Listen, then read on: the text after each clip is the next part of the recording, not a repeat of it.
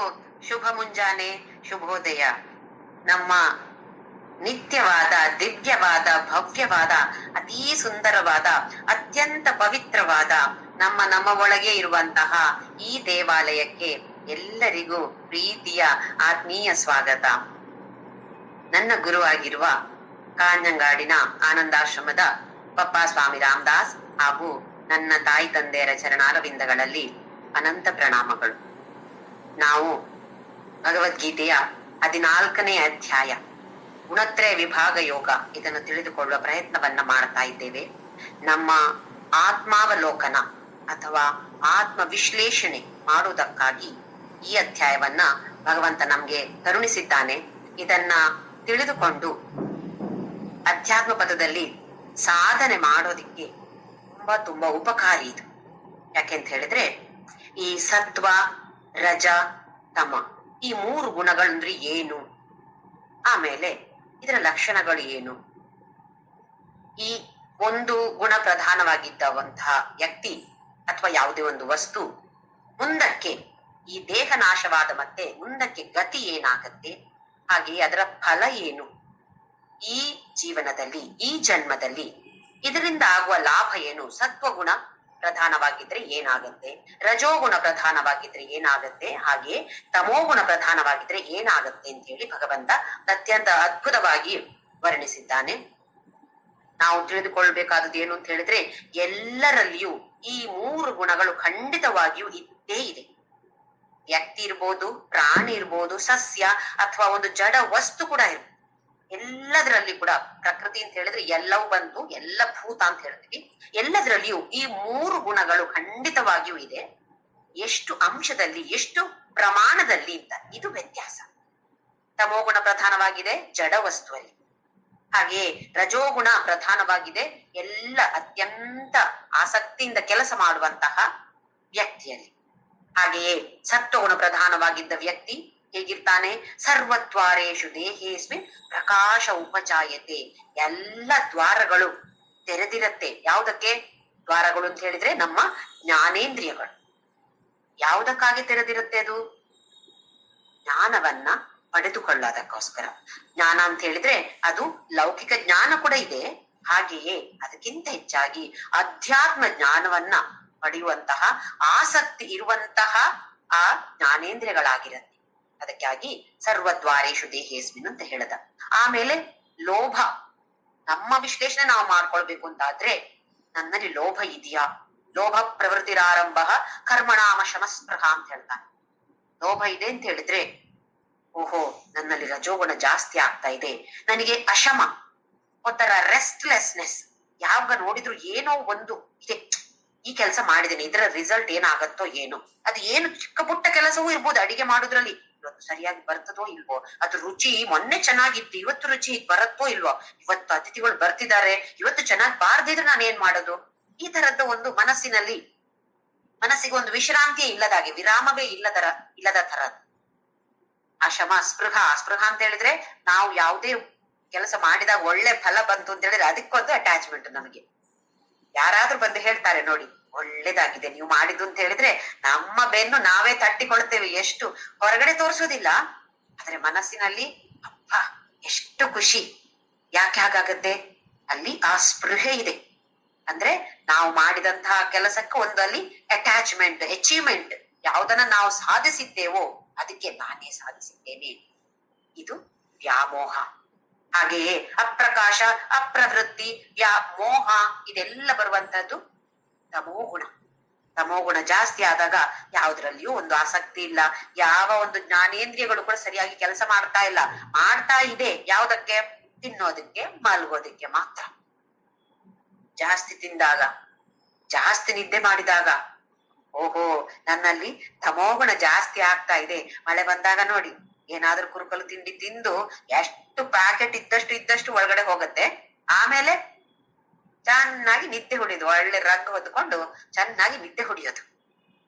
ಇವತ್ತಿನಿಂದ ಅಧಿಕ ಮಾಸ ಶುರುವಾಗಿದೆ. ಅಧಿಕ ಮಾಸ ಅಂತ ಹೇಳಿದ್ರೆ ಒಂದು ಎಕ್ಸ್ಟ್ರಾ ಮಾಸ ಬರೋದು. ಹೇಗ್ ಬರುತ್ತೆ ಅದು? ಈ ಸೌರಮಾನ ಕ್ಯಾಲೆಂಡರಿಗೂ ಚಾಂದ್ರಮಾನ ಕ್ಯಾಲೆಂಡರಿಗೂ ವ್ಯತ್ಯಾಸ ಇದೆ. ಸೌರಮಾನ ಕ್ಯಾಲೆಂಡರ್ನ ಪ್ರಕಾರ 365 ದಿನ ಇದೆ ವರ್ಷದಲ್ಲಿ. ಈ ಚಾಂದ್ರಮಾನದ ಪ್ರಕಾರ ಒಂದು 11 ದಿನ ಕಡಿಮೆ ಇದೆ, 354 ಪಾಯಿಂಟ್ ಬರುತ್ತೆ ಅದು ಚಾಂದ್ರಮಾನ ಕ್ಯಾಲೆಂಡರ್ನ ಪ್ರಕಾರ. ಹೀಗೆ ಈ ವ್ಯತ್ಯಾಸವನ್ನ ಹೇಗೆ ಸರಿ ಮಾಡೋದು? ಹಾಗೆ ಒಂದು 3 ವರ್ಷಕ್ಕೊಂದ್ಸಲ ಒಂದು ಅಧಿಕ ಮಾಸ ಅಂತ ಮಾಡಿದ್ದಾರೆ. ಈ ಸಲ ಅಧಿಕ ಶ್ರಾವಣ ಮಾಸ ಇದೆ. ಈ ಅಧಿಕ ಮಾಸಕ್ಕೆ ಪುರುಷೋತ್ತಮ ಮಾಸ ಅಂತ ಹೆಸರು. ಈ ಮಾಸದಲ್ಲಿ, ಈ ತಿಂಗಳಿನಲ್ಲಿ ಯಾವುದೆಲ್ಲ ನಾವು ಸಾಧನೆ ಮಾಡ್ತೇವೋ, ಎಷ್ಟೆಲ್ಲ ನಮ್ಗೆ ಮಾಡಕ್ಕಾಗತ್ತೋ ಅಷ್ಟನ್ನ ನಾವು ಪ್ರಯತ್ನವನ್ನ ಮಾಡಿದ್ರೆ ಅದಕ್ಕೆ ತುಂಬಾ ಫಲ ಇದೆಯಂತೆ. ಒಂದು ಸಲ ರಾಮ ಹೇಳಿದ್ರೆ 1 ಕೋಟಿ ರಾಮ ಹೇಳಿದ ಫಲ ಇದೆಯಂತೆ. ಹಾಗಾದ್ರೆ ನಾವೆಲ್ಲ ಯಾಕೆ ಇದ್ರಲ್ಲಿ ಜಾಸ್ತಿ ಮಾಡಬಾರ್ದು? ಈ ಒಂದು ತಿಂಗಳಲ್ಲಿ, ಇವತ್ತಿನಿಂದ ಶುರುವಾಗಿ ಆಗಸ್ಟ್ 16ರವರೆಗೆ ಇದೆಯಂತೆ ಈ ಅಧಿಕ ಮಾಸ. ಈ ಒಂದು ತಿಂಗಳು ನಮ್ಮ ಪ್ರಯತ್ನವನ್ನ ಆದಷ್ಟು ಜಾಸ್ತಿ ಮಾಡಿ, ಲೌಕಿಕ ವಿಚಾರದಲ್ಲಿ ಸ್ವಲ್ಪ ನಮ್ಮ ಆಸಕ್ತಿಯನ್ನ ಕಡಿಮೆ ಮಾಡಿ, ಅಥವಾ ನಮ್ಮ ಸಮಯವನ್ನ ಅದಕ್ಕೆ ವಿನಿಯೋಗ ಮಾಡ್ತೀವಿ ನೋಡಿ, ಮಾಡ್ಲೇಬೇಕಾಗತ್ತೆ. ಕೆಲವೊಂದು ಕಡಿಮೆ ಮಾಡಿಕೊಳ್ಬಹುದು ನಾವು. ಅಂತದ್ರಲ್ಲಿ ಎಲ್ಲಿ ಕಡಿಮೆ ಮಾಡ್ಕೊಳ್ಳಕ್ ಆಗತ್ತೋ ಅಲ್ಲಿ ಕಡಿಮೆ ಮಾಡಿಕೊಂಡು ಆದಷ್ಟು ನಮ್ಮ ಅಧ್ಯಾತ್ಮ ಪಥದಲ್ಲಿ ನಾವು ಮುಂದಕ್ಕೆ ಹೋಗೋದಿಕ್ಕೆ ಇದು ಸಹಕಾರಿ ಆಗತ್ತೆ ಅಂತ ಆದ್ರೆ ಯಾಕೆ ಈ ಮಾಸವನ್ನ ನಾವು ಸದುಪಯೋಗ ಮಾಡಿಕೊಳ್ಬಾರ್ದು? ಹಾಗಾಗಿ ಇವತ್ತಿನಿಂದವೇ ನಾವೆಲ್ಲರೂ ಕೂಡ ಪ್ರಯತ್ನವನ್ನ ಇನ್ನೂ ಜಾಸ್ತಿ ಹಾಕಿ ನಮ್ಮ ಕೈಲಿ ಎಷ್ಟ ಆಗತ್ತೋ ಅಷ್ಟನ್ನ ಖಂಡಿತವಾಗಿಯೂ ಎಲ್ರೂ ಮಾಡೋಣ. ಇದರಲ್ಲೀಗ 19 ಮತ್ತೆ 20ನೇ 2 ಶ್ಲೋಕಗಳು ಅತಿ ಮುಖ್ಯವಾದ ಶ್ಲೋಕಗಳು. ಈ ಅಧ್ಯಾಯದಲ್ಲಿ 14ನೇ ಅಧ್ಯಾಯದ ಮುಖ್ಯವಾದ 2 ಶ್ಲೋಕ ಅಂತ ಹೇಳಿದ್ರೆ 19 ಮತ್ತೆ 20. ಯಾಕೆ ಅಂತ ಹೇಳಿದ್ರೆ ಇದರಲ್ಲಿ ಭಗವಂತ ಗುಣಾತೀತ ಅದರ ಬಗ್ಗೆ ಹೇಳ್ತಿದ್ದಾನೆ. ಅವನ ಲಕ್ಷಣ ಏನು ಅಂತ ಆಮೇಲೆ ಹೇಳ್ತಾನೆ. ಆದ್ರೆ ಇಲ್ಲಿ ಗುಣಾತೀತ ಅಂದ್ರೆ ಏನು? 19ನೇ ಶ್ಲೋಕದಲ್ಲಿ ನಾಣ್ಯಂ ಗುಣೇಭ್ಯ ಕರ್ತಾರಂ ಯದಾ ದ್ರಷ್ಟಾನು ಪಶ್ಯತಿ ಗುಣೇಭ್ಯಶ್ಚ ಪರಂ ವೇತ್ತಿ ಮದ್ಭಾವಂ ಸೋಧಿಗಚ್ಚತಿ ಅಂತ. ಅದ್ರಲ್ಲಿ ನಾವು ನೋಡಿದೆವು ಗುಣಾತೀತ ಆಗೋದು ಅಂತ ಹೇಳಿದ್ರೆ ಏನು, ಅದನ್ನ ಮೀರಿ ಹೋಗುದು, ದಾಟಿ ಹೋಗುದು ಅಂತ ಹೇಳಿದ್ರೆ ಏನು. ನಾವಿವಾಗ ಯಾರ್ದೋ ಮನೆ ಹೇಳುವಾಗ ಇವರ ಮನೆ ದಾಟಿದ ಮೇಲೆ ನಮ್ಮ ಮನೆ ಇದೆ, ಅವರ ಮನೆ ಗೊತ್ತಿದೆಲ್ಲ ನಿಮ್ಗೆ, ಅವರ ಮನೆ ದಾಟಿ ಬಂದ್ರೆ ನಮ್ಮ ಮನೆ ಇದೆ ಅಂತ ಹೇಳಿದ್ವಿ. ಅದು ನಾವು ಹೀಗೆ ನಡ್ಕೊಂಡು ಹೋಗುವ ದಾರಿಯಲ್ಲಿ ಇರ್ಬೋದು. ಇದರಲ್ಲಿ ದಾಟಿ ಹೋಗೋದಂದ್ರೆ ಏನು? ಅದಕ್ಕಾಗಿ ಭಗವಂತ ಇಲ್ಲಿ ಅತ್ಯಂತ ಸುಂದರವಾಗಿ ಹೇಳ್ತಿದ್ದಾನೆ, ವ್ಯತ್ಯಾಸ ಹೆಚ್ಚೇನಿಲ್ಲ. ಪ್ರಕೃತಿ, ಈ ದೇಹ ಅಂತ ಹೇಳುದು ಪ್ರಕೃತಿಗೆ ಸತ್ವ ರಜ ತಮೋ ಗುಣ ಗ್ಯಾರಂಟಿ, 100% ಗ್ಯಾರಂಟಿ. ಅದು ಇಲ್ಲ ಅಂತ ಆಗೋದೇ ಇಲ್ಲ. ಹಾಗಾದ್ರೆ ನಾನು ಗುಣಾತೀತ ಆಗ್ಬೇಕು ಅಂತಂದ್ರೆ ಏನಿದು? ಪ್ರಕೃತಿಯನ್ನ ಗುಣಾತೀತ ಮಾಡ್ಲಿಕ್ಕೆ ಸಾಧ್ಯವೇ ಇಲ್ಲ. ಯಾಕೆಂದ್ರೆ ಪ್ರಕೃತಿಯಲ್ಲಿ ಗುಣ ಅದು ಸಹಜ. ಪ್ರಕೃತಿಯಲ್ಲಿ ಏನೇನಿದೆಯೋ ಎಲ್ಲದರಲ್ಲಿಯೂ ಈ 3 ಗುಣಗಳು ಖಂಡಿತವಾಗಿಯೂ ಇದೆ. ಹಾಗಾಗಿ ನನ್ನ ದೇಹವನ್ನ ನಾನು ಗುಣಾತೀತ ಮಾಡ್ತೇನೆ ಅಂತ ಹೇಳಿದ್ರೆ ಸಾಧ್ಯವೇ ಇಲ್ಲ. ಹಾಗೆಯೇ ಪುರುಷನನ್ನು ಗುಣಾತೀತ ಮಾಡ್ತೇನೆ ಅಂತ ಹೇಳಿದ್ರೆ ಅದು ಸಾಧ್ಯ ಇಲ್ಲ. ಯಾಕೆ? ಪುರುಷ ಅಂತ ಹೇಳುದು ನಿರ್ಗುಣ, ಗುಣವೇ ಇಲ್ಲ. ಅದನ್ನು ಗುಣಾತೀತ ಮಾಡೋದೇನು? ಹಾಗಾದ್ರೆ ನಾವೇನ್ ಮಾಡ್ಬೇಕ ಅಂತ ನಮ್ಗೆ ಸಂಶಯ ಬರುತ್ತೆ. ಇದು ಅಲ್ಲ ಅದು ಅಲ್ಲ ಅಂತ ಹೇಳಿದ್ರೆ ಮತ್ತೆ ನಾವೇನಪ್ಪ ಮಾಡೋದು? ಅದಕ್ಕೆ ಒಂದೇ ಒಂದು ಉತ್ತರ ಇರುವಂತಹದ್ದು, ನಮ್ಮನ್ನ ನಾವು ಈ ದೇಹದ ಜೊತೆ ಗುರುತಿಸ್ಕೊಳ್ತಾನೇ ಬಂದಿದ್ದೇವೆ. ಎಷ್ಟೋ ಜನ್ಮಗಳಿಂದ, ಅಂತೂ ಈ ಜನ್ಮದಲ್ಲಂತೂ ನಮ್ಗೆ ಗೊತ್ತಿದೆ, ಎಷ್ಟು ಜನ್ಮದಲ್ಲಿ ಹಿಂದೆ ಎತ್ತಿದೇವೋ ನಮ್ಗೆ ಗೊತ್ತಿಲ್ಲ. ಈ ಜನ್ಮದಲ್ಲಂತೂ ಹುಟ್ಟಿದಾಗಿಂದ ಏನ್ ಹೇಳ್ಕೊಡ್ತಾರೆ? ಮಗುಗೆ ನಾವೇನ್ ಹೇಳ್ಕೊಡ್ತೇವೆ? ಯಾರು ಕೇಳಿದ್ರೆ ನಿನ್ನ ಹೆಸರೇನು ಅಂತ ಕೇಳಿದ್ರೆ ಏನು? ಜ್ಯೋತಿ ಅಂತ ಹೇಳ್ಬೇಕು. ಚಿಕ್ಕಂದಿನಿಂದ ನಾವು ಇದು ನಮ್ಗೆ ಅಭ್ಯಾಸ. ಅಂದ್ರೆ ಏನು? ಈ ದೇಹ ಅಂತ ಹೇಳಿದ್ರೆ ನಾನು, ಜ್ಯೋತಿ ಅಂತ ಹೇಳಿದ್ರೆ ಈ ದೇಹ ಇದು ನಾನು ಅಲ್ವಾ? ನಮ್ಗಿದು ಅಭ್ಯಾಸ ಆಗ್ಬಿಟ್ಟಿದೆ. ಈ ದೇಹ ಅಂದ್ರೆ ನಾನು, ದೇಹಕ್ಕೆ ಏನೆಲ್ಲ ಆಗತ್ತೋ ಅದು ನನಗಾಗತ್ತೆ. ನನಗಿವತ್ತು ತುಂಬಾ ಕಷ್ಟ ಆಯ್ತು, ಮನಸ್ಸಿಗೆ ಕಷ್ಟ ಆಯ್ತು, ದೇಹಕ್ಕೆ ಕಷ್ಟ ಆಯ್ತು, ಎಲ್ಲವೂ ನಾನೇ. ನನಗೆ ತಲೆನೋವು, ನನಗೆ ಸರಿ ಇಲ್ಲ, ಮನಸ್ಸು ಸರಿ ಇಲ್ಲ ಇವತ್ತು, ಎಲ್ಲ ನಾನು ಅಂತ ಅನ್ಕೊಳ್ತಾ ಇದ್ದೀವಲ್ಲ. ಇದಕ್ಕೆ ಇಲ್ಲಿ ಭಗವಂತ ಏನ್ ಹೇಳ್ತಿದ್ದಾನೆ ಅಂತ ಹೇಳಿದ್ರೆ, ಅತೀತನ ಆಗ್ಬೇಕು ಅಂತ ಹೇಳಿದ್ರೆ ನಮ್ಮ ಗುರುತಿಸುವಿಕೆಯನ್ನ ನಾವು ಬದಲಾಯಿಸಿಕೊಂಡ್ರೆ ಆಯ್ತು. ಇಷ್ಟೇ, ಚಾಪ್ಟರ್ ಕ್ಲೋಸ್ ಅಲ್ಲಿಗೆ. ನಾನು ಈ ದೇಹ ಅಲ್ಲ, ಸಗುಣವಾದ ಈ ದೇಹ ನಾನಲ್ಲ, ಎಲ್ಲ ವಿಕಾರಗಳು ಇರುವಂತಹ ಈ ದೇಹ ನಾನಲ್ಲ, ಮಿಥ್ಯವಾದಂತಹ ನಾಶವಾಗುವಂತಹ ಈ ದೇಹ ನಾನಲ್ಲ, ಈ ಅಚೇತನವಾದ ಈ ದೇಹ ನಾನಲ್ಲ. ಹಾಗಿದ್ರೆ ನಾನು ಅಂದ್ರೆ ಯಾರು? ನಮ್ಮನ್ನ ನಾವು ಗುರುತಿಸಿಕೊಳ್ಳುವುದನ್ನ ಬದಲಾಯಿಸಿಕೊಳ್ಬೇಕಾಗಿದೆ. ಈ ದೇಹ ನಾಶವಾಗುವಂಥದ್ದು. ಎಷ್ಟು ದಿನ ಎಷ್ಟು ವರ್ಷಗಳು ಇರ್ತೀವೋ ಗೊತ್ತಿಲ್ಲ, ಅಂತೂ ಹೋಗೋದಂತೂ ಟಿಕೆಟ್ ಅಂತೂ ಗ್ಯಾರಂಟಿ, ರಿಟರ್ನ್ ಟಿಕೆಟ್ ಅಂತೂ ಎಲ್ರು ಬರುವಾಗ ತಗೊಂಡೇ ಬಂದಿದ್ದೇವೆ. ಯಾವಾಗ ಹೇಗೆ ಎಲ್ಲಿ ಅಂತ ಇದು ಮಾತ್ರ ಗೊತ್ತಿಲ್ಲ ನಮ್ಗೆ. ಈ ನಾಶವಾಗುವಂತಹ ದೇಹ ನಾನಲ್ಲ ಅಂದ್ರೆ ನಾನು ಯಾರು? ನಾನು ಅವ್ಯಯ, ನಾನು ಚೇತನ, ಎಲ್ಲದಕ್ಕೂ ಚೇತನ ಕೊಡುವಂಥದ್ದು ನಾನೇ. ಹಾಗೆಯೇ ನನಗೆ ಯಾವ ಗುಣಗಳು ಇಲ್ಲ, ನಾನು ನಿರ್ಗುಣ. ನನಗೆ ಯಾವ ವಿಕಾರಗಳು ಇಲ್ಲ, ಯಾವ ಬದಲಾವಣೆಯೂ ನನಗೆ ಆಗೋದಿಲ್ಲ. ಈ ನಿರ್ವಿಕಾರವಾಗಿರುವಂತಹ, ಚೇತನವಾಗಿರುವಂತಹ, ಸತ್ಯವಾಗಿರುವಂತಹ ನಿರ್ಗುಣ ಸಾಕ್ಷಿ ನಾನು. ಇಷ್ಟೇ ಬದುಕಬೇಕಾಗಿರೋದು. ಇದಕ್ಕೋಸ್ಕರ ಎಷ್ಟು ಜನ್ಮಗಳ ಸಾಧನೆ ಮಾಡ್ಬೇಕಾಗತ್ತೆ ನೋಡಿ. ಏನೋ ಕೆಲವರೆಲ್ಲ ಒಂದು ಕಾಲಲ್ಲಿ ನಿಂತು 1000 ವರ್ಷಗಳ ಕಾಲ ತಪಸ್ಸು ಮಾಡಿದ್ದಾರೆ ಅಂತೇಳಿ ನಾವು ಪುರಾಣಗಳೆಲ್ಲ ನೋಡ್ತೇವೆ. ಇದೆಲ್ಲ ನಮ್ಮ ಕೈಲಿ ಸಾಧ್ಯವಾ? 1000 ವರ್ಷ ಒಂದು ಕಾಲಲ್ಲಿ ನಿಂತು ಕೈಯನ್ನ ಮೇಲೆತ್ತಿ ನಮಗೆ 1 ನಿಮಿಷ ನಿಲ್ಲಿಕ್ಕೆ ಆಗೋದಿಲ್ಲ. ಹಾಗೆ ಅದೆಲ್ಲ ನಮ್ಮಿಂದ ಸಾಧ್ಯ ಇಲ್ಲ. ಆದ್ರೆ ಇದನ್ನ ಸ್ವಲ್ಪ ಸ್ವಲ್ಪವಾಗಿ ನಾವು ಪ್ರಯತ್ನ ಮಾಡಿಕೊಳ್ಬಹುದು. ಸತ್ವಗುಣ ಪ್ರಧಾನವಾಗಿ ಖಂಡಿತವಾಗಿಯೂ ಬೇಕೇ ಬೇಕು. ನಮ್ಮಲ್ಲಿ ತಮೋಗುಣ ಪ್ರಧಾನವಾಗಿದೆ ಅಂತ ಹೇಳಿದ್ರೆ ರಜೋಗುಣಕ್ಕೆ ಬಂದು ರಜೋಗುಣದಿಂದ ಸತ್ವಗುಣಕ್ಕೆ ಖಂಡಿತವಾಗಿಯೂ ಬರಲೇಬೇಕು. ಸತ್ವಗುಣಕ್ಕೆ ಬರೋದಂದ್ರೆ ಹೇಗೆ? ಹೀಗೆ ದೇವರ ನಾಮಸ್ಮರಣೆ ಮಾಡುದು, ಸತ್ಸಂಗವನ್ನ ಕೇಳೋದು, ಕೇಳಿದ್ದನ್ನ ಶ್ರವಣ ಮಾಡಿದ್ದನ್ನ ಮನನ ಮಾಡಿ ನಿಧಿಧ್ಯಾಸನ ಮಾಡಿಕೊಳ್ಳುವಂಥದ್ದು, ನಮ್ಮ ಜೀವನದಲ್ಲಿ ಆಚರಿಸಿಕೊಳ್ಳುವಂಥದ್ದು, ಬೇರೆಯವರ ಜೊತೆ ಒಳ್ಳೆಯ ಮಾತನ್ನಾಡೋದು, ಮನಸ್ಸಿನಲ್ಲಿ ಒಳ್ಳೆಯ ಆಲೋಚನೆಗಳನ್ನ ತಗೊಂಡು ಬರೋದು, ಆದಷ್ಟು ನಮ್ಮ ಕೈಯಲ್ಲಿ ಆದಷ್ಟು ಬೇರೆಯವರಿಗೆ ಸಹಾಯ ಮಾಡೋದು. ಅದು ದುಡ್ಡಿದ್ದವರು ದುಡ್ಡಿನ ಮೂಲಕ ಮಾಡ್ಬೋದು, ಇಲ್ಲ ಏನೋ ಕೆಲಸ ಮಾಡಿ ಮಾಡ್ಬೋದು, ಇಲ್ಲ ಏನು ಬೇಡ. ಯಾರಿಗಾದ್ರೂ ಒಂದು ಸಂಕಟ ಬಂದಾಗ ಅವರಿಗೊಂದು ಒಳ್ಳೆಯ ಮಾತನ್ನಾಡೋದು, ಅದು ಬೇಡ. ಅದು ಮಾತನಾಡಿಗೆ ನಂಗೆ ಬರೋದಿಲ್ಲ ಅಂದ್ರೆ ಅವರು ಸಿಕ್ಕಿದಾಗ ಒಂದು ಸುಂದರವಾದ ನಗೆಯನ್ನ ಬೀರಿದ್ರೆ ಸಾಕು. ಅವರ ಮನಸ್ಸಿಗೆ ನಮ್ಮಿಂದಾಗಿ ಒಂದು ಆಹ್ಲಾದಕರವಾದಂತಹ ವಾತಾವರಣ ಸೃಷ್ಟಿ ಆಗ್ಬೇಕು. ನಾವು ಅವರನ್ನ ಹೀಗೆ ಒಂದು ಸಿಡ ಅಂತ ಅವರನ್ನು ಮಾತಾಡಿಸಿದ್ರೆ ಪಾಪ ಅವ್ರಿಗೆ ಏನೋ ಕಷ್ಟ ಇರುತ್ತೆ, ಅವ್ರಿಗೆ ಆ ಕಷ್ಟ ಇನ್ನೂ ಇಮ್ಮಡಿ ಆಗ್ಬಿಡುತ್ತೆ. ಹಾಗಾಗದೆ ಇದ್ರೆ ನಮ್ಮಲ್ಲಿ ಸತ್ವಗುಣ ಖಂಡಿತವಾಗಿಯೂ ಮೇಲಕ್ಕೆ ಮೇಲಕ್ಕೆ ಮೇಲಕ್ಕೆ ಹೋಗ್ತಾ ಇರತ್ತೆ. ಅದರಲ್ಲೇ ಇರ್ಬೇಕು. ಸತ್ವಗುಣ ಪ್ರಧಾನವಾಗಿದ್ರೂ ಕೂಡ ರಜೋಗುಣ ತಮೋಗುಣ ಇದ್ದೇ ಇರತ್ತೆ. ಇದನ್ನ ಮರಿಲೇಬಾರ್ದು ನಾವು. ಸ್ವಲ್ಪ ಕಡಿಮೆ, ಸ್ವಲ್ಪ ಅಂಶದಲ್ಲಿ ತಮೋಗುಣವೂ ಇರುತ್ತೆ, ರಜೋಗುಣವೂ ಇರುತ್ತೆ. ಸತ್ವಗುಣ ಪ್ರಧಾನವಾಗಿರುವ ಹಾಗೆ ನೋಡಿ ಆಮೇಲೆ ಇದನ್ನು ಮೀರಿ ನಾವು ಹೋಗ್ಬೇಕು ಅಂತ ಹೇಳಿದ್ರೆ ನಮ್ಮ ಗುರುತಿಸುವಿಕೆಯನ್ನ, ನಮ್ಮ ಐಡೆಂಟಿಟಿಯನ್ನ ಈ ದೇಹದಿಂದ ಬದಲಾಯಿಸಿ ನಮ್ಮ ಈ ಪುರುಷ ಅಂತ ಹೇಳುದು ಏನಿದೆಯೋ ಸಾಕ್ಷಿ ಭಾವದಿಂದ ನೋಡಿದ್ರೆ ಇದು ನಾವು ಗುಣಾತೀತ ಆದ ಹಾಗೆ. ಅಂಥವನು ಮದ್ಭಾವಂ ಸಹ ಅಧಿಗಚ್ಚತಿ, ನನ್ನ ಭಾವವನ್ನೇ ಪಡಿತಾನೆ ಅಥವಾ ನಾನಾಗ್ತಾನೆ, ಪರಬ್ರಹ್ಮನಾಗ್ತಾನೆ. ಹೇಗೆ ಒಂದು ನದಿ ಸಮುದ್ರವನ್ನ ಸೇರಿದ ನಂತರ ಅದು ಇದು ಯಮುನಾ ನದಿ, ಇದು ಗಂಗಾ ನದಿ ಅಂತ ನಾವು ಬೇರ್ಪಡಿಸ್ಲಿಕ್ಕೆ ಆಗೋದಿಲ್ಲ, ಅದು ಸೇರಿ ಆಯ್ತು ಸಮುದ್ರ. ಹಾಗೆಯೇ ಆಮೇಲೆ ಆ ಐಡೆಂಟಿಟಿಯೇ ಇರೋದಿಲ್ಲ. ನಮಗೆ ಇದು ಸುಲಭದಲ್ಲಿದೆ ನೋಡಿ. ಫಸ್ಟ್ ಅಲ್ಲಿ ನಮ್ಗೆ ಹುಟ್ಟಿದಾಗ ಅವರು ಇವಳು ಅಂತ ಹೇಳಿದ್ರೆ ಅವರ ಮಗಳು ಅಂತ ಹೇಳ್ತಾರೆ ಅಲ್ವಾ, ಅವರ ಮಗಳು ಇವರ ಮಗ ಅಂತ ಹೇಳಿ ಗುರುತಿಸ್ತಾರೆ. ಆಮೇಲೆ ಸ್ವಲ್ಪ ದೊಡ್ಡದಾದ್ಮೇಲೆ ಓಹೋ ಅಲ್ಲಿ ಫಸ್ಟ್ ಬಂದ್ರಲ್ಲ ಅವರೇ ಇವರು. ನಾವೇನು ಸಾಧನೆಯನ್ನ ಮಾಡಿದೆವೋ ಅದರ ಜೊತೆ ನಮ್ಮನ್ನ ಗುರುತಿಸ್ತಾರೆ. ಆಮೇಲೆ ಅವನ ಹೆಂಡತಿ ಇವಳ ಗಂಡ ಅಂತ ಪರಿಚಯಿಸ್ತಾರೆ.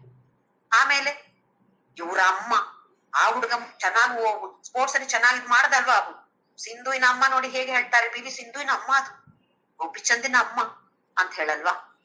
ಹಾಗೆ ಆಮೇಲೆ ಅವ್ರ ಅಜ್ಜಿ, ಇವ್ರ ಅಜ್ಜ, ಹೀಗೆ ನಮ್ಮ ಗುರುತಿಸಕ್ಕೆ ಬೇರೆ ಬೇರೆ ಬೇರೆ ಬೇರೆ ಆದ್ರೂ ಅದರಲ್ಲೆಲ್ಲ ಖುಷಿ ಇದೆ ನಮ್ಗೆ. ಈಗ ನಮ್ಗೆ ಬೇಕಾಗಿರೋದು ಏನು ಅಂತ ಹೇಳಿದ್ರೆ ಈ ದೇಹದಿಂದ ಗುರುತಿಸುವಿಕೆಯನ್ನ ಈ ಸಾಕ್ಷಿ ಭಾವಕ್ಕೆ ತಗೊಂಡು ಹೋದ್ರೆ ನಾವೆಲ್ಲರೂ ಗುಣಾತೀತ ಆದಾಗೆ ಎಷ್ಟು ಸುಲಭ ಕಾಣಿಸುತ್ತೆ, ಎಷ್ಟು ಸುಲಭ ಕೇಳಿಸುತ್ತೆ ಅಲ್ಲ. ಹೀಗೆ ಹೇಳಿದಾಗ ಇಷ್ಟೇ ಮಾಡಕ್ಕಿರೋದು, ಇಷ್ಟೇ ಇರೋದು ಕೆಲಸ ಮಾಡೋದಷ್ಟು ಸುಲಭ ಇದೆಯಾ? ಅಷ್ಟು ಸುಲಭ ಇದ್ರೆ ಇಷ್ಟೆಲ್ಲ ಭಗವದ್ಗೀತೆ ಬೇಡ ಇತ್ತು ನಮ್ಗೆ, ಇಷ್ಟು ಜನ್ಮ ಎತ್ಬೇಕಾಗಿರ್ಲಿಲ್ವಲ್ಲ. ಆದ್ರೂ ಯಾರಿಗೊತ್ತು, ಇದೇ ಜನ್ಮ ನಮ್ದು ಕೊನೆ ಆಗತ್ತೋ ಏನೋ, ನೋಡೋಣ. ಅದು ಅವನಿಗೆ ಪರಮಾತ್ಮನಿಗೆ ಬಿಡೋಣ ಅಲ್ವಾ. ಈಗ ಮುಂದಿನ ಶ್ಲೋಕ ನೋಡೋಣ. ಇನ್ನೊಂದು ಮುಖ್ಯವಾದ ಶ್ಲೋಕ 20ನೇ ಶ್ಲೋಕ, 14ನೇ ಅಧ್ಯಾಯ 20ನೇ ಶ್ಲೋಕ.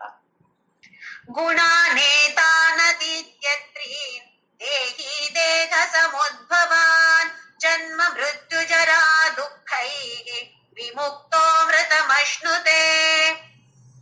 ಗುಣಾನ್ ಏತಾನ್ ಅತೀತ್ಯ, ಇದನ್ನ ದಾಟಿ, ಈ ಗುಣಗಳನ್ನೆಲ್ಲ ದಾಟಿ, ದೇಹಿ ದೇಹ ಸಮುದ್ಭವಾನ್, ನಾವು ಯಾಕೆ ಈ ಜನ್ಮ ಎತ್ತಿ ಬಂದಿದ್ದೇವೆ ಅಂತ ಹೇಳಿದ್ರೆ ಕಾರಣ ಯಾರು? ನಾವೇ, ಅಥವಾ ನಾವಲ್ಲ, ನಮ್ಮ ಗುಣಗಳು ಕಾರಣ. ಈ 3 ಗುಣಗಳೇ ನಮ್ಮ ಈ ಜನ್ಮವನ್ನ ನಿರ್ಧಾರ ಮಾಡಿದಂಥದ್ದು. ಹಾಗಾದ್ರೆ ನಮ್ಮ ಮುಂದಿನ ಜನ್ಮವನ್ನು ನಿರ್ಧಾರ ಮಾಡೋದು ಯಾರು? ಮತ್ತೆ ಇದೇ 3 ಗುಣಗಳು, ಬೇರೆ ಯಾವುದು ಅಲ್ಲ. ಈ 3 ಗುಣಗಳೇ ನಮ್ಗೆ ಚಾಯ್ಸ್ ಇದೆ ನೋಡಿ. ಈಗ ಇಷ್ಟರವರೆಗೆ ಆಯ್ತು, ಈಗ ಹುಟ್ಟಿ ಆಯ್ತು. ಇದು ನಮ್ಗೆ ಚಾಯ್ಸ್ ಇರ್ಲಿಲ್ಲ, ಗೊತ್ತಿರ್ಲಿಲ್ವೋ ಏನೋ ಮೊದಲಿನ ಜನ್ಮದಲ್ಲಿ, ನಮ್ಗೆ ಗೊತ್ತಿಲ್ಲ ಅದು. ಆದ್ರೆ ಈಗ ನಮ್ಗೆ ಗೊತ್ತಾಗಿದೆ. ಈ ಗುಣಗಳನ್ನ ನಾನು ಸರಿಯಾಗಿ ಅರ್ಥ ಮಾಡಿಕೊಂಡು ಅದರ ಪ್ರಕಾರ ನನ್ನ ಜೀವನವನ್ನ ನಡೆಸಿದ್ರೆ ಖಂಡಿತವಾಗಿಯೂ ಉತ್ತಮ ಜನ್ಮ ನನಗೆ ಖಂಡಿತವಾಗಿಯೂ ಸಿಕ್ಕೇ ಸಿಗತ್ತೆ. ಭಗವಂತ ಬೇಡ ಇದಕ್ಕೆ, ನಾವೇ ಮಾಡುವಂತದ್ದು ನಿರ್ಧಾರ. ನಾವೇನ್ ಹೇಳ್ತೀವ, ಭಗವಂತ ಅದು ಕೊಟ್ಟಿದ್ದಾನೆ, ಭಗವಂತ ಇದು ಕೊಟ್ಟಿದ್ದಾನೆ. ಭಗವಂತ ಅಲ್ಲ ಕೊಟ್ಟದ್ದು, ನಾವೇ ಮಾಡಿಕೊಂಡದ್ದು. ಇದು ನನ್ನ ಜೀವನ, ಅಯ್ಯೋ ರಾಮ ಹೀಗಾಯ್ತು, ನಾವೇ ಮಾಡಿಕೊಂಡದ್ದು. ನಾವೇಂತ ಹೇಳಿದ್ರೆ ಯಾರಿರ್ಲಿ, ಈ 3 ಗುಣಗಳು ಮಾಡಿದಂಥದ್ದು. ದೇಹ ಸಮುದ್ಭವ, ದೇಹ ಹೇಗೆ ಬಂತು ನಮ್ಗೆ? ಈ ಗುಣಗಳ ಮೂಲಕ ಈ ತರದ ದೇಹ ನಮಗೆ ಸಿಕ್ಕಿದೆ. ಹಾಗಾದ್ರೆ ಮುಂದಿನ ಜನ್ಮದಲ್ಲಿ ಉತ್ತಮವಾದ ಜನ್ಮ ನನಗೆ ದೊರಕಬೇಕು ಅಂತ ಇದ್ರೆ ಖಂಡಿತವಾಗಿಯೂ ಸಾತ್ವಿಕ ಜೀವನವನ್ನ ನಾವು ನಡೆಸಲೇಬೇಕು. ಸಾತ್ವಿಕ ಅಂದ್ರೆ ಏನು ಅಂತ ಭಗವಂತ ಹೇಳಿದಾನೆ. ಹಾಗೆ ನಮ್ಮ ವಿಶ್ಲೇಷಣೆ ಮಾಡಿಕೊಂಡು ನನ್ನಲ್ಲಿ ಸತ್ತು ಪ್ರಧಾನವಾಗಿದೆಯೋ ಇಲ್ವೋ, ಇಲ್ಲದೆ ಇದ್ರೆ ನನಗೆ ಸತ್ತು ಪ್ರಧಾನವಾಗಿರುವಂತದ್ದೇ ಆಗಬೇಕು, ಈ ತರದ ನಿರ್ಧಾರವನ್ನು ನಾವು ತೆಗೆದುಕೊಂಡು ಅದರಂತೆ ಆಚರಣೆಯನ್ನ ಮಾಡಬೇಕು. ದೇಹಿ ದೇಹ ಸಮುದ್ಭವಾನ್, ಆಮೇಲೆ ಜನ್ಮ ಮೃತ್ಯು ಜರಾ ದುಃಖೈಹಿ ವಿಮುಕ್ತೋ ಅಮೃತಮಶ್ನುತೆ. ಏನಾಗತ್ತೆ ಅಂಥವನಿಗೆ? ಅಂತಹ ದೇಹಿ ಜನ್ಮ ಮೃತ್ಯು ಜರಾ ದುಃಖ. ದೇಹ ಅಂತ ಹೇಳಿದ್ರೆ ಜನ್ಮ, ಮೃತ್ಯು, ಜರ, ಜರ ಅಂತ ಹೇಳಿದ್ರೆ ವೃದ್ಧಾಪ್ಯ, ದುಃಖ, ಇದೆಲ್ಲ ತಪ್ಪಿದ್ದಲ್ಲ. ಅಯ್ಯೋ ನನಗೆ ವೃದ್ಧಾಪ್ಯ ಬರೋದೇ ಬೇಡ, ನಾನು ಹೀಗೆ ಯಂಗ್ ಆಗಿರ್ಬೇಕು. ಇರಿ, ಮನಸ್ಸಲ್ಲಿರಿ. ದೇಹ ಕ್ಷೀಣವಾದ ಹಾಗೆ ಖಂಡಿತವಾಗಿ ಹಾಗೆ ಆಗತ್ತೆ. ಅದಾದಾಗ ಮನಸ್ಸು ಕೂಡ ಕ್ಷೀಣವಾಗಿ ಆಗತ್ತೆ. ಯಾಕೆ? ಇದು ಪ್ರಕೃತಿಯ ಇದರ ಗುಣ. ಹೇಗೆ ನಮ್ಗೆ ಬೆಂಕಿ ಬಿಸಿ ಇದೆ, ನಾವ್ ಯಾವತ್ತಾದ್ರೂ ಅಯ್ಯೋ ಈ ಬೆಂಕಿ ಯಾಕಾದ್ರೂ ಬಿಸಿ ಇದೆಯಪ್ಪ ಅಂತ ಹೇಳ್ತೀವ? ಹೇಳೋದಿಲ್ಲ. ನಮ್ಗೆ ಗೊತ್ತಿದೆ ಬೆಂಕಿಯ ಗುಣ ಬಿಸಿ, ಅದನ್ನ ಹೇಗೆ ಉಪಯೋಗಿಸಬೇಕು, ಎಲ್ಲಿ ಉಪಯೋಗಿಸಬೇಕು, ಅದನ್ನ ಯಾವುದಕ್ಕೆ ನಾವು ಉಪಯೋಗಿಸಬಾರದು, ಇದು ನಮ್ಗೆ ಖಂಡಿತವಾಗಿಯೂ ಗೊತ್ತಿದೆ. ಯಾಕೆಂದ್ರೆ ಅದು ಬಿಸಿ ತಟ್ಟತ್ತೆ. ಹೇಗೆ ಬಿಸಿ ಅಂತ ಹೇಳೋದು ಬೆಂಕಿಯ ಸಹಜ ಗುಣವೋ, ಹಾಗೆಯೇ ಈ ಪ್ರಕೃತಿಯಲ್ಲಿ ನಮ್ಗೆ ಈ ದೇಹ ಬಂದಿರುವಾಗ, ಪ್ರಕೃತಿಯೇ ತಾನೇ ದೇಹ, ಜನ್ಮ ಮೃತ್ಯು ಜರ ದುಃಖ ಇದೆಲ್ಲವೂ ಸಹಜವೇ. ಇದನ್ನೊಂದು ಪ್ರಾಬ್ಲಮ್ ಅಂತ ಹೇಳುವಾಗಿಲ್ಲ. ಇದನ್ನ ಪ್ರಾಬ್ಲಮ್ ನಾವು ಕಷ್ಟವೇ ಅಂತ ಹೇಳಿದ್ರೆ, ಬೆಂಕಿಗೆ ಬಿಸಿ ಇರೋದು ಅದು ಕೂಡ ಕಷ್ಟ ಅಂತ ಹೇಳ್ಬೇಕು. ನಾವು ಬೆಂಕಿಯ ಬಿಸಿಯನ್ನ ಕಷ್ಟ ಅಂತ ಹೇಳ್ತೀವ ಯಾವತ್ತಾದ್ರೂ? ಎಲ್ಲಿ ಹೇಗೆ ಉಪಯೋಗಿಸಬೇಕು ಬೆಂಕಿಯನ್ನ, ಈಗ ಗ್ಯಾಸ್ ಸ್ಟವ್ ಉಪಯೋಗಿಸಿ ನಾವು ಆ ಬೆಂಕಿಯನ್ನ ಉಪಯೋಗಿಸಿ ಅದರ ಬಿಸಿಯನ್ನ ಉಪಯೋಗಿಸಿ ನಮ್ಮ ಅಡಿಗೆಯನ್ನ ಮಾಡ್ತೇವೆ. ಇಲ್ಲದಿದ್ರೆ ಎಷ್ಟು ಕಷ್ಟ ನಮ್ಗೆ. ಒಂದು ದಿನ ಗ್ಯಾಸ್ ಒಲೆ ಇಲ್ಲ ಅಥವಾ ಬೇರೆ ಯಾವ ಒಲೆ ಇಲ್ಲ ಅಂತ ಅನ್ಕೊಳ್ಳಿ, ಅದನ್ನ ಏನ್ ಮಾಡ್ಬೇಕು? ಎಲ್ಲ ಸ್ವಿಗ್ಗಿ ಮಾಡ್ಬೋದು ಬಿಡಿ, ಈಗ ಬೇಕಾದಷ್ಟು ಆತರ ಈ ತರಗಳ ಆ್ಯಪ್ಗಳಿದೆ, ಎಲ್ಲ ತರಿಸ್ಬೋದು. ಅವ್ರಿಗಾದ್ರೂ ಬಿಸಿ ಬೇಕು ತಾನೆ, ಅಲ್ಲಿ ಬೆಂಕಿ ಬೇಕು ತಾನೆ, ಇಲ್ಲಾಂದ್ರೆ ಹೇಗೆ ಅಡಿಗೆ ಆಗತ್ತೆ? ಹಾಗಾಗಿ ನಮಗೆ ಗೊತ್ತಿದೆ ಬೆಂಕಿಯಲ್ಲಿ ಬಿಸಿ ಇರೋದು ಸಹಜ ಗುಣ. ಇದು ಒಂದು ಕಷ್ಟ ಅಲ್ಲ. ಸರಿಯಾಗಿ ಉಪಯೋಗಿಸಿಕೊಳ್ಳುವಂತಹ ಪದ್ಧತಿ ಗೊತ್ತಿಲ್ಲದೆ ಇದ್ದರೆ ಅದು ಕಷ್ಟ. ಹಾಗೆಯೇ ನಮ್ಮ ದೇಹಕ್ಕೆ ಜನ್ಮ ಮೃತ್ಯು ಜರ ದುಃಖ ವೃದ್ಧಾಪ್ಯ ಎಲ್ಲವೂ ಸಹಜವೇ. ಇದು ಕಷ್ಟ ಅಲ್ಲ. ಇದು ಯಾವಾಗ ಕಷ್ಟ ಅಂತ ಅನ್ಸತ್ತೆ? ಇದನ್ನ ಸರಿಯಾದ ರೀತಿಯಲ್ಲಿ ಉಪಯೋಗ ಮಾಡಿಕೊಳ್ಳುವುದರ ಬಗ್ಗೆ ಅರಿವು ಇಲ್ಲದೆ ಇದ್ದಾಗ ಇದೆಲ್ಲವೂ ಕಷ್ಟ. ಅಯ್ಯೋ ದುಃಖ, ಅಯ್ಯೋ ಏನೋ ರೋಗ ಬಂದಿದೆ, ಕಷ್ಟ. ಅದನ್ನ ಕಷ್ಟ ಕಷ್ಟ ಕಷ್ಟ ಅಂತ ಯಾಕೆ ಮಾಡ್ಕೊಳ್ತಾ ಇದೀವಿ? ಇದು ಸಹಜ ಅಂತ ನಮ್ಗಿನ್ನೂ ಅರ್ಥ ಆಗ್ತಾ ಇಲ್ಲ. ಜನ್ಮ ಎಷ್ಟು ಕಷ್ಟ ಇದೆ, ಎಷ್ಟು ದುಃಖ ಇದೆ ಅದರಲ್ಲಿ. ಜನ್ಮದಲ್ಲಿ ಹುಟ್ಟಿದ ಮೇಲೆ, ಮಗು ಹುಟ್ಟಿದ ಮೇಲೆ ಆ ಮನೆಯವರಿಗೆ ಒಳ್ಳೇದಾಗತ್ತೆ, ಖುಷಿ ಆಗತ್ತೆ. ಆ ಮಗು ಈಗ ನಾವೇ ಅನ್ಕೊಳ್ಳೋಣ, ಈ ಜನ್ಮಕ್ಕೆ ಬರುವ ಮೊದಲು ಅಸ್ತಿತ್ವದಲ್ಲಿ ಇದ್ದೇವೆ, ನಾವೆಲ್ಲರೂ ಇದ್ದೆವು. ಯಾವ ರೂಪದಲ್ಲಿ? ಅವ್ಯಕ್ತ ರೂಪದಲ್ಲಿ ಇದ್ದೆವು, ಒಂದು ಬೀಜ ರೂಪದಲ್ಲಿ ಇದ್ದೆವು. ಆಮೇಲೆ ಈ ದೇಹಕ್ಕೆ ಬರುವ ಮೊದಲು, ಅದು ಮನುಷ್ಯ ದೇಹ ಅಂತ ಹೇಳಿದ್ರೆ 9 ತಿಂಗಳು ತಾಯಿಯ ಗರ್ಭದಲ್ಲಿ ಇರ್ಬೇಕು. ಎಷ್ಟು ಕಷ್ಟ ಇದೆ ತಾಯಿಯ ಗರ್ಭದಲ್ಲಿರೋದು. ನಮ್ಗೆ ಅದನ್ನ ವರ್ಣನೆ ಮಾಡ್ಲಿಕ್ಕೆ ಯಾರಿಗೂ ಬರೋದಿಲ್ಲ, ಯಾಕೆಂದ್ರೆ ನಮ್ಗೆ ಅದು ನೆನಪಿಲ್ಲ. ಆದ್ರೆ ಪುರಾಣಗಳಲ್ಲಿ ಹೇಳಿದೆ, ತುಂಬಾ ಕಷ್ಟ ಇದೆ. ತಾಯಿ ಏನೇನು ತಿಂತಾಳೋ ಅದು ಬಿಸಿ ಇರ್ಬೋದು, ಖಾರ ಇರ್ಬೋದು, ಹುಳಿ ಇರ್ಬೋದು, ಉಪ್ಪಿರ್ಬೋದು, ಕಹಿ ಇರ್ಬೋದು, ಯಾವ್ದೆಲ್ಲ ತಿಂತಾಳೋ ಅದೆಲ್ಲವೂ ಆ ಮಗುವಿಗೆ ಸೇರತ್ತೆ. ಕೆಲವೊಂದು ಸಲ ನಮ್ಮ ಮಲವನ್ನೇ ನಾವು ತಿಂತಾ ಇರ್ತೇವಂತೆ ಒಳಗಡೆ, ಹೊಟ್ಟೆಯ ಒಳಗಡೆ, ತಾಯಿಯ ಹೊಟ್ಟೆಯಲ್ಲಿ. ಹಾಗೆಯೇ ಹೊರಗಡೆ ಬರೋದು ತಾಯಿಗೆ ಎಷ್ಟು ಕಷ್ಟವೋ ಹಾಗೆ ಮಗುವಿಗೂ ತುಂಬಾ ಕಷ್ಟ ಇದೆ. ನೋಡಿ, ಆ ಸಣ್ಣ ತೂತಿನಲ್ಲಿ ಬರಬೇಕು ಅಂತ ಹೇಳಿದ್ರೆ ಸುಲಭದ ದಾರಿ ಅದು. ಎಷ್ಟು ಕಷ್ಟ ಇದೆ. ಜನ್ಮ ಅಂತ ಹೇಳೋದು ಸುಲಭ ಅಲ್ಲ. ನಾವು ಕೇಳೋದು ಹೇಗಾಯ್ತು ಡೆಲಿವರಿ, ಹೇಗಾಯ್ತು, ಲೇಬರ್ ಪೇನ್ ಜಾಸ್ತಿ ಆಯ್ತಾ ತಾಯಿಗೆ ಅಂತ ಕೇಳೋದು. ಆ ಮಗುವಿಗೆ ಹೇಗಾದ್ರೂ ಹೇಳಲಿಕ್ಕೆ ಬರೋದಿಲ್ಲ ಅಲ್ಲ. ಅದು ಮಗು ಹತ್ರ ಯಾರು ಕೇಳ್ತಾರೆ? ಪಾಪ ಯಾರು ಕೇಳೋದಿಲ್ಲ, ಯಾರು ಹೇಳಕ್ಕೂ ಬರೋದಿಲ್ಲ. ಅದಕ್ಕೆ ಎಷ್ಟು ಕಷ್ಟಪಟ್ಟಿರ್ಬೋದು ಆ ಮಗು ಕೂಡ. ನೋಡಿ, ಜನ್ಮ ಅಂತ ಹೇಳೋದು ದುಃಖವೇ. ಮೃತ್ಯು ಯಪ್ಪ ಇನ್ನು ದುಃಖವೇ. ಎಷ್ಟೊಂದು ಜನ ಹೇಳ್ತಿರ್ತಾರೆ, ಅಪ್ಪ ಒಂದ್ಸಲ ಸತ್ತೋದ್ರೆ ಸಾಕು ನಾನು ಅಂತ ಹೇಳಿ. ನಿಜವಾದ ಮೃತ್ಯು ಬಂದಾಗ ಎಷ್ಟು ವಿಲ ಒದ್ದಾಡ್ತೀವಿ ನಾವು. ಯಾಕೆಂತ ಹೇಳಿದ್ರೆ ನಮಗೆ ಅದರ ಪರಿಚಯ ಇಲ್ಲ. ಮೃತ್ಯು ಅಂದ್ರೆ ಏನು, ಆಮೇಲೆ ಏನಾಗ್ತೀವಿ ನಾವು, ಇದರ ಬಗ್ಗೆ ನಮ್ಗೆ ಗೊತ್ತಿಲ್ಲದೆ ಇರುವ ಕಾರಣ ನಮ್ಗೆ ಈ ತರದ ಭಯ. ಯಾವುದೇ ವಿಷಯ ಆಗ್ಲಿ ನಮ್ಗೆ ಗೊತ್ತಿಲ್ಲದೆ ಇದ್ರೆ ಅದು ಭಯವೇ. ಮತ್ತೆ ಅದರ ಬಗ್ಗೆ ವಿಚಾರವಾಗಿ ಸರಿಯಾಗಿ ನಾವು ಆಲೋಚನೆ ಮಾಡಿದಾಗ, ತಿಳಿದುಕೊಂಡಾಗ, ಅದರ ಬಗ್ಗೆ ಜ್ಞಾನ ಬಂದಾಗ ನಮ್ಗೆ ಅದರ ಬಗ್ಗೆ ಭಯ ಇರೋದಿಲ್ಲ. ಸತ್ತು ಹೋಗೋದು ಅಂತ ಹೇಳಿದ್ರೆ ಅಷ್ಟು ಸುಲಭವ? ಎಲ್ಲರನ್ನ ಬಿಟ್ಟು ಹೋಗ್ಬಿಡುವ, ನಮ್ಮ ಕುಟುಂಬಸ್ಥರನ್ನ ಬಿಟ್ಟು ಹೋಗ್ಬೇಕು, ಮಕ್ಕಳನ್ನ ಬಿಟ್ಟು ಹೋಗ್ಬೇಕು. ಹಾಗೆ ಅದಕ್ಕಿಂತ ಎಲ್ಲ ಹೆಚ್ಚಾಗಿ ಮನೆ ದಿನಾ ಗುಡ್ಸಿ ಒರೆಸಿ ಎಷ್ಟು ನೀಟಾಗಿ ಇಟ್ಟುಕೊಂಡಿದ್ದೆ, ಈ ಮನೆಯನ್ನ ಬಿಟ್ಟು ಹೋಗ್ಬೇಕಲ್ಲ, ಇದುವೇ ನನ್ನ ಜೀವ ಆಗಿತ್ತು ಅಂತ ಹೇಳೋದಿಲ್ವ ಕೆಲವು. ಮನೆ ಅಂದ್ರೆ ಜೀವ, ಕೆಲವರಿಗೆ ಮೊಮ್ಮಕ್ಕಳು ಅಂದ್ರೆ ಜೀವ. ಓಹೋ, ಅಂದ್ರೆ ಏನು ಬಿಟ್ಟು ಹೋಗೋದಿಲ್ವಾ? ಹಾಗಾದ್ರೆ ಮನೆ ಇದ್ದಷ್ಟು ಸಮಯ ನಾವ್ ಇರ್ತೀವ? ಸಾಧ್ಯ ಇಲ್ವಲ್ಲ. ಹಾಗಾಗಿ ಹೋಗುದು ಅಂತ ಹೇಳಿದ್ರು ಸುಲಭ ಇಲ್ಲ. ದೇಹಕ್ಕೂ ಸುಲಭ ಇಲ್ಲ, ಮನಸ್ಸಿಗೂ ತುಂಬಾ ತುಂಬಾ ಕಷ್ಟ. ಜರ, ವೃದ್ಧಾಪ್ಯ, ಇದರಲ್ಲೇ ಇರುವಂತಹ ವೃದ್ಧರ ಹತ್ರ ಒಂದು ಸಲ ಕೇಳಿ ನೋಡಿ, ಕಷ್ಟವನ್ನ ಅವರು ಅನುಭವಿಸ್ತಾ ಇದ್ದಾರೆ ಅಂತ ಹೇಳಿದ್ರೆ ಇದರ ಬಗ್ಗೆ ಜ್ಞಾನ ಇಲ್ಲ. ಸಂತೋಷವಾಗಿದ್ದಾರೆ ಅಂತ ಹೇಳಿದ್ರೆ ಭಗವದ್ಗೀತೆಯ ಜ್ಞಾನ ಖಂಡಿತವಾಗಿಯೂ ಅವರಿಗೆ ಇದ್ದೇ ಇದೆ. ಅಥವಾ ಭಗವದ್ಗೀತೆಯ ಜ್ಞಾನ ನಮಗೆ ಬಂದಾಗ ನಮ್ಮ ವೃದ್ಧಾಪ್ಯದಲ್ಲಿ ಅಷ್ಟರವರೆಗೆ ಬದುಕಿದ್ರೆ, ನಮ್ಮ ವೃದ್ಧಾಪ್ಯದಲ್ಲಿ ನಾವು ಕೂಡ ನಾವು ಕಷ್ಟ ಪಡೋದಿಲ್ಲ, ಬೇರೆಯವರಿಗೂ ಕಷ್ಟವನ್ನ ಕೊಡೋದಿಲ್ಲ. ಯಾವಾಗ ಭಗವದ್ಗೀತೆಯನ್ನ ಭಗವಂತ ಯಾವ ತರದಲ್ಲಿ ಹೇಳಿದಾನೋ ಅದನ್ನ ಸರಿಯಾಗಿ ಅರ್ಥ ಮಾಡಿಕೊಂಡು ನಮ್ಮ ಜೀವನದಲ್ಲಿ ಅಳವಡಿಸಿಕೊಂಡಾಗ ವೃದ್ಧಾಪ್ಯವನ್ನ ಸ್ವಾಗತ ಮಾಡ್ತೇವೆ. ಯಾಕೆಂತ ಹೇಳಿದ್ರೆ ವೃದ್ಧರಾದಾಗ ನೋಡಿ, ಕಿವಿ ಕೇಳಿಸೋದಿಲ್ಲ, ಕಣ್ಣು ಸರಿಯಾಗಿ ಕಾಣೋದಿಲ್ಲ, ಯಾರು ನಮ್ಗೆ ಹೆಚ್ಚೊಂದು ಇಂಪಾರ್ಟೆನ್ಸ್ ಅನ್ನು ಕೊಡೋದಿಲ್ಲ. ಪ್ರಾಮುಖ್ಯತೆ ಯಾರು ಕೊಡ್ತಾರೆ ಹೇಳಿ? ಅವ್ರಿಗೆ ಏನ್ ಹೇಳಿದ್ರು ಕೇಳೋದಿಲ್ಲ, ಸುಮ್ನೆ 8 ಸಲ ಹೇಳೋದು, ಬೇಡ ಬಿಡಿ ಅವ್ರಿಗೆ ಹೇಳದೇ ಇದ್ರೆ ಪರವಾಗಿಲ್ಲ ಅಂತ ಹೇಳ್ಬಿಡ್ತೀವಲ್ಲ ನಾವು. ಯಾವೊಂದು ವಿಚಾರವೇ ಇರ್ಲಿ, ನಾವೇನ್ ಮಾಡ್ಬೇಕು ವೃದ್ಧಾಪ್ಯದಲ್ಲಿ? ಆ ಸಮಯ ಬಂದ್ರೆ ಅವ್ರು ಹೇಳೋದಿಲ್ವಾ, ಒಳ್ಳೇದಾಯ್ತು, ಲೌಕಿಕ ವಿಚಾರ ತಾನೇ ಅವ್ರು ಹೇಳೋದು, ಬೇಡ ನಂಗೆ, ನಾನು ರಾಮ ಅಂತ ಹೇಳ್ತೀನಿ. ಹೀಗೆ ನಾವು ಸ್ವಾಗತ ಮಾಡಿದ್ರೆ ಖಂಡಿತವಾಗಿಯೂ ಅಧ್ಯಾತ್ಮ ಪಥದಲ್ಲಿ ಮುಂದಕ್ಕೆ ಹೋಗಕ್ಕೆ ಸಹಕಾರವನ್ನ ಇದು ನೀಡತ್ತೆ. ಇಲ್ಲ, ಅಯ್ಯೋ ನನ್ಗೆ ಅವ್ರು ಯಾರಿಗೆ ಹೇಳೋದಿಲ್ಲ, ಅದಕ್ಕೆ ಅವ್ರ ಮೇಲೆ ಸಿಟ್ಟು ಮಾಡ್ಕೊಂಡು ಅವ್ರ ಮೇಲೆ ಜೋರಾಗಿ ಕೂಗಾಡೋದು, ನನ್ಗೇನು ಹೇಳೋದೇ ಇಲ್ಲ ನೀವು, ಬೇಡ ನನ್ಗೆ ಅವರ ವಿಚಾರ. ಈ ತರ ಮನಸ್ಸನ್ನ ಮಾಡ್ಕೊಂಡ್ರೆ ಒಳ್ಳೇದು. ಇಲ್ಲ ಅಂತ ಹೇಳಿದ್ರೆ ಮತ್ತೆ ತಮೋಗುಣ ಕೆಟುಸ್ ಅಂತ ಕೆಳಗಡೆ ಬಂದು ತಮೋಗುಣ ಪ್ರಧಾನವಾಗಿದ್ದಾಗ ನಾವು ಸತ್ತು ಹೋದ್ರೆ ನಮ್ಮ ಗತಿ ಏನು, ಮುಂದಿನ ಜನ್ಮ ಏನು ಅಂತ ಆಲ್ರೆಡಿ ನಾವು ನೋಡ್ಕೊಂಡಾಗಿದೆ. ಹಾಗಾಗಿ ನೀಚ ಯೋನಿಯಲ್ಲಿ ಹೋಗ್ಬೇಕು ಅಂತ ಇದ್ರೆ ಈ ತರ ತಮೋಗುಣವನ್ನ ನಮ್ಮಲ್ಲಿ ನಾವು ತರಿಸಿಕೊಳ್ಬಹುದು.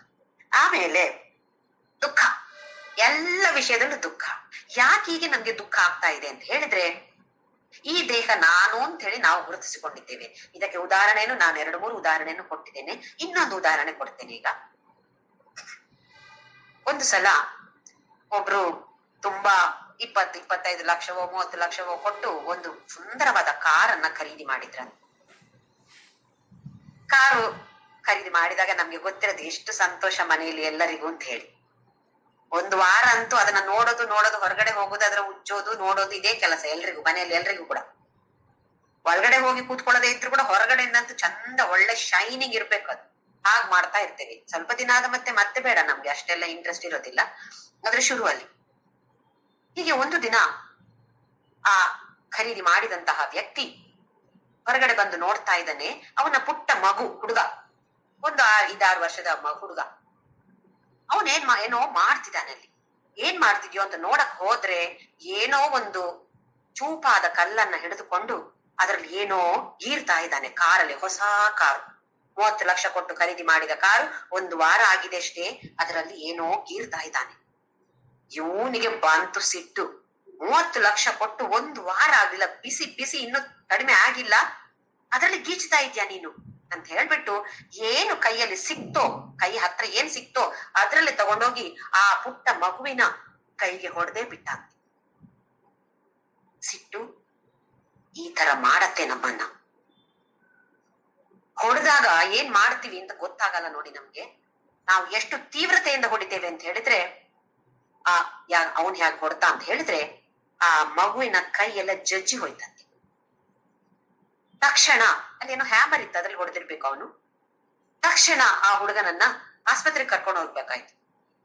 ಕರ್ಕೊಂಡು ಹೋದಾಗ ಅಲ್ಲಿ ಡಾಕ್ಟರ್ ನೋಡಿ ಹೇಳಿದ್ರಂತೆ, ಮಧ್ಯದ 2 ಬೆರಳು ಹೋಗಿದೆ, ಇದೇನು ಪ್ರಯೋಜನಕ್ಕಿಲ್ಲ, ಇನ್ನು ಈ ಮಗುವಿನ ಜೀವನದಲ್ಲಿ ಈ 2 ಬೆರಳುಗಳು ಇಲ್ಲದ ಹಾಗೆ ಹೇಳಿದ್ರಂತೆ. ಹಾಗೆ ಹೇಳಿದಾಗ ಇವನಿಗೆ ಅಯ್ಯೋ ನಾನೇನ್ ಮಾಡ್ದೆ ಅಂತ ಆಗೋಯ್ತು. ಆದ್ರೂ ಆಗಿದ್ದಾಗೋಯ್ತು. ವಾಪಸ್ ಮನೆಗೆ ಬಂದು ಆಮೇಲೆ ನೋಡ್ದಂತೆ ಕಾರಲ್ಲಿ ಏನ್ ಗೀಚ್ತಾ ಇದ್ದಾನೆ ಇವನು ಅಂತ ಹೇಳಿದ್ರೆ, ಐ ಲವ್ ಯು ಡ್ಯಾಡಿ ಅಂತ ಬರಿತಾ ಇದ್ದಂತೆ ಅವನು. ಆ ಪುಟ್ಟ ಹುಡುಗನಿಗೆ ತಂದೆ ತೆಗೆದುಕೊಂಡ ಕಾರು ಎಷ್ಟು ಚೆನ್ನಾಗಿದೆ, ನನ್ನ ತಂದೆ ಇದು ತೆಗೆದುಕೊಂಡಿದ್ದಾನೆ, ಅವನನ್ನ ನಾನು ಹೇಳ್ಬೇಕು, ಅದನ್ನ ಹೇಗೆ ನಾನು ತೋರಿಸಿಕೊಳ್ಳೋದು, ನನ್ನ ಪ್ರೀತಿಯನ್ನ ನನ್ಗೆ ತುಂಬಾ ಇಷ್ಟ ಆಗಿದೆ, ನಾನು ಹೇಗೆ ತೋರಿಸ್ಕೊಳ್ಳೋದು ಅಂತ ಹೇಳಿ ಗೊತ್ತಾಗದೆ ಐ ಲವ್ ಯು ಡ್ಯಾಡಿ ಅಂತ ಹೇಳಿ ಆ ಕಾರಲ್ಲಿ ಬರಿತಾ ಇದ್ದಿದ್ದ ಹುಡುಗ. ನೋಡಿ ಆ ಹುಡುಗನ ಜೀವನದಲ್ಲಿ ನೋಡಿ ಆ 2 ಬೆರಳುಗಳು ಇಲ್ವೇ ಇಲ್ಲ. ಇದನ್ನ ನಮ್ಗೆ ಗಮನಿಸಿದಾಗ ಯಾಕೆ ಆತನಿಗೆ ಅಷ್ಟು ಸಿಟ್ಟು ಬಂತು ಹೇಳಿದ್ರೆ, ಆ ಕಾರೇ ನಾನು ಅಂತ ಹೇಳುವ ಭಾವನೆ ಬಂತಾರೆ. ಕಾರಿಗೆ ಒಂದು ಸಣ್ಣ ಗೀರು ಬಿದ್ರು ನನ್ನ ಹೃದಯಕ್ಕೆ ಬರೆ ಬಿದ್ದ ಹಾಗೆ ಒಂದು ಅನುಭವ. ನನ್ನ ಹೃದಯವದು ಅಲ್ಲ, ಆದ್ರೆ ನನ್ನ ಹೃದಯವನ್ನ ಅಲ್ಲಿ ಇಟ್ಟು ಬಿಟ್ಟಿದ್ದೇನೆ ಈಗ ಕಾರಲ್ಲಿ. ಯಾಕೆ? 30 ಲಕ್ಷ ಕೊಟ್ಟಿದ್ದೇನಲ್ವಾ. ನೋಡಿ, ಈ ತರದ ಚಿಕ್ಕ ಪುಟ್ಟ ಘಟನೆಗಳು ಕೂಡ ನಮಗೆ ಒಂದು ಒಳ್ಳೆಯ ಉದಾಹರಣೆ ಆಗ್ಬೇಕು. ನಾವು ಕೂಡ ಕೆಲವೊಂದ್ಸಲ ಈ ತರ ಏನೋ ಒಂದು ಯಾರೋ ಗೊತ್ತಿಲ್ಲದೆ ಈ ತರ ತಪ್ಪು ಮಾಡಿದ್ರೆ ಆವೇಶದಿಂದ ಕೋಪದಿಂದ ಏನೋ ಮಾತಾಡ್ಬೋದು, ಕೆಟ್ಟ ಮಾತುಗಳನ್ನ ಮಾತಾಡ್ಬೋದು, ಇಲ್ಲ ಹೊಡಿಯೋದೋ ಏನೋ ಮಾಡ್ಬೋದು. ಆ ರಭಸದಲ್ಲಿ ನಮ್ಗೆ ಏನ್ ಮಾಡ್ತೇವೆ ಅಂತ ಗೊತ್ತಾಗಲ್ಲ. ಯಾಕೆಂತ ಹೇಳಿದ್ರೆ ಕೋಪ ಬಂದವನಿಗೂ ಹುಚ್ಚನಿಗೂ ಯಾವ ವ್ಯತ್ಯಾಸವೂ ಇಲ್ಲ. ಈ ಎಲ್ಲ ಅಂಗಗಳಿಗೂ ಹಾಗೆ ಮೆದುಳಿಗೂ ಕನೆಕ್ಷನ್ ತಪ್ಪಿ ಹೋಗತ್ತಂತೆ. ವೈರ್ ಕನೆಕ್ಷನ್ ಇರತ್ತೆಲ್ಲ, ವೈರ್ ತಪ್ಪಿ ಹೋಗತ್ತಂತೆ. ಹಾಗಾಗಿ ಏನ್ ಬೇಕಿದ್ರು ಮಾಡ್ಬಿಡತ್ತೆ ಈ ಕರ್ಮೇಂದ್ರಿಯಗಳು, ಜ್ಞಾನೇಂದ್ರಿಯಗಳು. ಯಾಕೆ ಹೀಗಾಯ್ತು? ದೇಹ ನಾನು ಅಂತ ಹೇಳುವ ಭಾವನೆ ಅಥವಾ ಕಾರು ನಾನು ಅಂತ ಹೇಳುವ ಭಾವನೆ ಬಂದ ಕಾರಣ ಏನ್ ಮಾಡ್ತಿದ್ದೆ ಅಂತ ಗೊತ್ತಿಲ್ಲದಾಗೆ ಆ ಮನುಷ್ಯ ಪ್ರವರ್ತಿಸಿದ. ಇದರಿಂದ ನಾವು ನಿಜವಾಗಿ ಒಳ್ಳೆಯ ಒಂದು ವಿಚಾರವನ್ನ ತಿಳಿದುಕೊಳ್ಬೇಕು, ಏನಾಗಬಹುದು ಹೀಗೆಲ್ಲ ಮಾಡಿದ್ರೆ ಅಂತ ಹೇಳಿ. ಹಾಗೆಯೇ ನಮ್ಗೆ ಕಷ್ಟಗಳು, ಈ ಜನ್ಮ, ಮೃತ್ಯು, ಜರ, ದುಃಖ, ಇದೆಲ್ಲವೂ ದುಃಖ ಅಂತ ಹೇಳಿದ್ರೆ ಕಷ್ಟಗಳು, ನಾನಾ ತರದ ಕಷ್ಟಗಳನ್ನ ನಾವು ಅನುಭವಿಸ್ತೇವೆ. ಈ ದೇಹ ನಾನು ಅಂತ ಹೇಳಿ ಇದ್ದಾಗ ಖಂಡಿತವಾಗಿಯೂ ಎಲ್ಲ ದೇಹಕ್ಕೆ, ಮನಸ್ಸಿಗೆ, ಬುದ್ಧಿಗೆ ಬರುವಂತ ಎಲ್ಲ ಕಷ್ಟಗಳು ಖಂಡಿತವಾಗಿಯೂ ನನಗೆ ಬರ್ತಾ ಇದೆ ಅಂತ ಹೇಳಿ ನಾವು ಆ ತರ ಅನುಭವ ನಮಗೆ. ಯಾವಾಗ ನಾವು ಇದರಿಂದ ಡಿಟ್ಯಾಚ್ ಆಗಿ ಈ ದೇಹ ನಾನಲ್ಲ, ದೇಹಕ್ಕಾಗುವ ಕಷ್ಟ ಅದು ದೇಹಕ್ಕೆ, ನನಗಲ್ಲ ಹೇಳುವ ಭಾವನೆಯನ್ನ ನಾವು ಬೆಳೆಸಿಕೊಳ್ಳುವಂತಹ ಪ್ರಯತ್ನ ಮಾಡಬೇಕು. ಅದಕ್ಕಾಗಿ ಬೆಳಿಗ್ಗೆ ಎದ್ದ ತಕ್ಷಣ ಎಲ್ಲರೂ ಕೂಡ ಚಿದಾನಂದ ರೂಪ ಶಿವೋಹಂ ಶಿವೋಹಂ ಬರೇ ಸಂಸ್ಕೃತದಲ್ಲಿ ಹೇಳೋದಲ್ಲ, ಆ ಭಾವನೆ ತಂದುಕೊಳ್ಬೇಕು. ಸಂಸ್ಕೃತದಲ್ಲಿ ಹೇಳದೇ ಇದ್ರೂ ಪರವಾಗಿಲ್ಲ, ನಮ್ಮ ಭಾಷೆಯಲ್ಲಿ ಹೇಳಿಕೊಂಡ್ರೆ ಆಯ್ತು. ನಾನು, ಈ ದೇಹ ನಾನಲ್ಲ, ಸಾಕ್ಷಿಯಾಗಿರುವಂತಹ ನಿರ್ಗುಣ ನಿರ್ವಿಕಾರ ಚೇತನವಾಗಿರುವಂತಹ ಸತ್ಯವಾಗಿರುವಂತಹ ಸಾಕ್ಷಿ ನಾನು. ಈ ಭಾವನೆಯನ್ನ ದಿನ ಹೇಳಿಕೊಂಡು ಹೇಳಿಕೊಂಡು ನಾವು ಬೆಳೆಸಿಕೊಳ್ಬೇಕು. ಹಾಗಾದಾಗ ಏನಾಗತ್ತೆ ಅಂತ ಹೇಳಿದ್ರೆ, ಸ್ವಲ್ಪ ಸ್ವಲ್ಪವಾಗಿ, ಈಗ ರಾತ್ರಿ ನಮ್ಗೆ ನಕ್ಷತ್ರ ಕಾಣುತ್ತೆ, ಎಷ್ಟೊಂದು ನಕ್ಷತ್ರಗಳು ಕಾಣುತ್ತೆ. ಅದೇ ಸೂರ್ಯ ಬಂದಾಗ ಆ ನಕ್ಷತ್ರಗಳು ಎಲ್ಲಿ ಹೋಗತ್ತೆ ಹೇಳಿ? ಕಾಣೆ ಆಗತ್ತೆ ಅಲ್ವಾ? ಅಡಗಿಕೊಳ್ಳತ್ತೆ. ಎಲ್ಲಿ ಹೋಗತ್ತೆ? ಅಲ್ಲೇ ಇದೆ, ಕಣ್ಣಿಗೆ ಮಾತ್ರ ಕಾಣಿಸೋದಿಲ್ಲ. ಯಾಕೆ ಅಂತ ಹೇಳಿದ್ರೆ ಸೂರ್ಯನ ಬೆಳಕು ಅಷ್ಟು ಪ್ರಕಾಶವಾಗಿದೆ. ಈ ಪ್ರಕಾಶಮಾನವಾದ ಸೂರ್ಯನ ಬೆಳಕು ಇರುವಾಗ ಅದಕ್ಕಿಂತ ಕಡಿಮೆ ಪ್ರಕಾಶವಾಗಿರುವಂತಹ ಈ ನಕ್ಷತ್ರಗಳು ನಮಗೆ ಕಾಣಿಸೋದಿಲ್ಲ. ಹಾಗೆಯೇ ಈ ಗುರುತಿಸುವಿಕೆಯನ್ನು ನಾವು ಬದಲಾಯಿಸಿದಾಗ ನಿರ್ಗುಣ ನಿರ್ವಿಕಾರ ಯಾವುದೂ ಇಲ್ಲದೆ ಇರುವಂತಹ ಆ ಸಾಕ್ಷಿ ಭಾವ ನಾನು ಅಂತ ತಿಳಿದುಕೊಂಡಾಗ, ಅಥವಾ ಜ್ಞಾನ ಬಂದಾಗ, ಅಥವಾ ಅನುಭವಕ್ಕೆ ಬಂದಾಗ, ಇದು ಯಾವ ಕಷ್ಟಗಳು ನನ್ನದಲ್ಲ ಅಂತ ಹೇಳುವ ಭಾವನೆ ಬರುತ್ತೆ. ಭಗವಾನ್ ರಮಣ ಮಹರ್ಷಿ ಹಾಗೆ ಹೇಳ್ತಾ ಇದ್ರು. ಅವರಿಗೆ ಸಾರ್ಕೋಮ ಅಂತ ಹೇಳುವ ಅತ್ಯಂತ ಕ್ಲಿಷ್ಟವಾದ ಕ್ಯಾನ್ಸರ್ ರೋಗ ಬಂದಿದ್ದಾಗ ಭಕ್ತರಿಗೆಲ್ರಿಗೂ ತುಂಬಾ ದುಃಖ ಆಗ್ತಾ ಇತ್ತು. ಎಷ್ಟು ಕಷ್ಟ ಪಡ್ತಿದಾರೋ ಏನೋ ಭಗವಾನ್ ಅಂತ ಹೇಳಿ. ಹಾಗೆ ಕೇಳಿದಾಗ ಅವ್ರು ಹೇಳಿದ್ರಂತೆ, ಕಷ್ಟ ಕಷ್ಟ ಇದೆ, ನನಗಲ್ಲ, ದೇಹಕ್ಕೆ ಕಷ್ಟ ಆಗ್ತಾ ಇರೋದು, ನನಗಲ್ಲ ಅಂತ ಹೇಳಿದ್ರಂತೆ. ಆ ತರದ ಅನುಭವ ಹೇಗ್ ಬರುತ್ತೆ? ನಾನು ಅಂದ್ರೆ ಈ ದೇಹ ಅಲ್ಲ.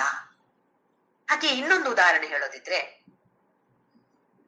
ನಮ್ಗೆಲ್ರಿಗೂ ರಾಮಾಯಣದಲ್ಲಿ ಹನುಮಂತ ಲಂಕೆಗೆ ಹಾರುವ ಘಟನೆ ಗೊತ್ತಿದೆ.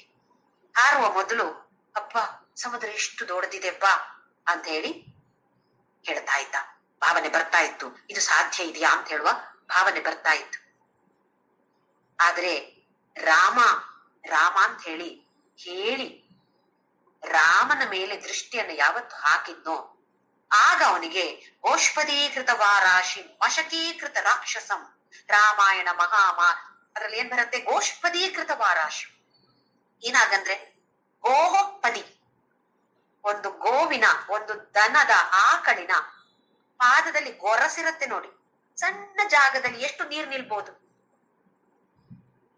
ಇದು ಅದರ ಅರ್ಥ. ಗೋಷ್ಪದೀಕೃತ ವಾರಾಶಿಮ್ ಅಂತ ಹೇಳಿದ್ರೆ ಈ ದೊಡ್ಡ ಸಮುದ್ರ, ಇಷ್ಟು ವಿಶಾಲವಾದ ಸಮುದ್ರ ಅವನಿಗೆ ಹೇಗೆ ಕಾಣಿಸ್ತು ಅಂತ ಹೇಳಿದ್ರೆ, ಗೋವಿನ ಪಾದದಲ್ಲಿ ಅಥವಾ ಗೊರಸು ಅಂತ ಹೇಳ್ತೀವಲ್ಲ, ಆ ಗೊರಸಿನಲ್ಲಿ ಇರುವಂತಹ ಒಂದು ಸಣ್ಣ ಪುಟ್ಟ ಒಂದು ಗುಂಡಿಯಾಗಿರತ್ತೆ ನೋಡಿ, ಅದ್ರಲ್ಲಿ ಎಷ್ಟು ನೀರು ನಿಲ್ಬಹುದು? ಆ ತರ ಕಾಣಿಸ್ತಂತೆ. ಹೇಗೆ?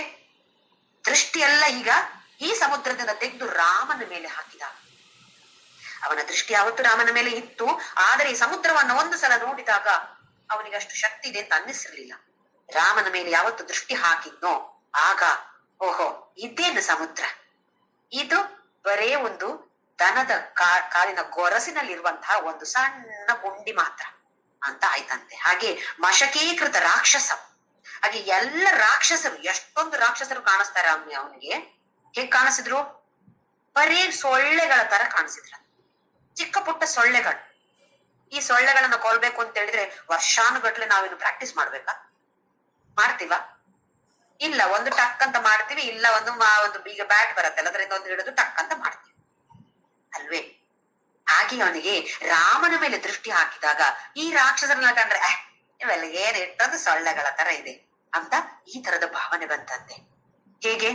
ರಾಮನ ಮೇಲೆ ದೃಷ್ಟಿ ಹಾಕಿದಾಗ. ಯಾರು ರಾಮ ಅಂತ ಹೇಳಿದ್ರೆ?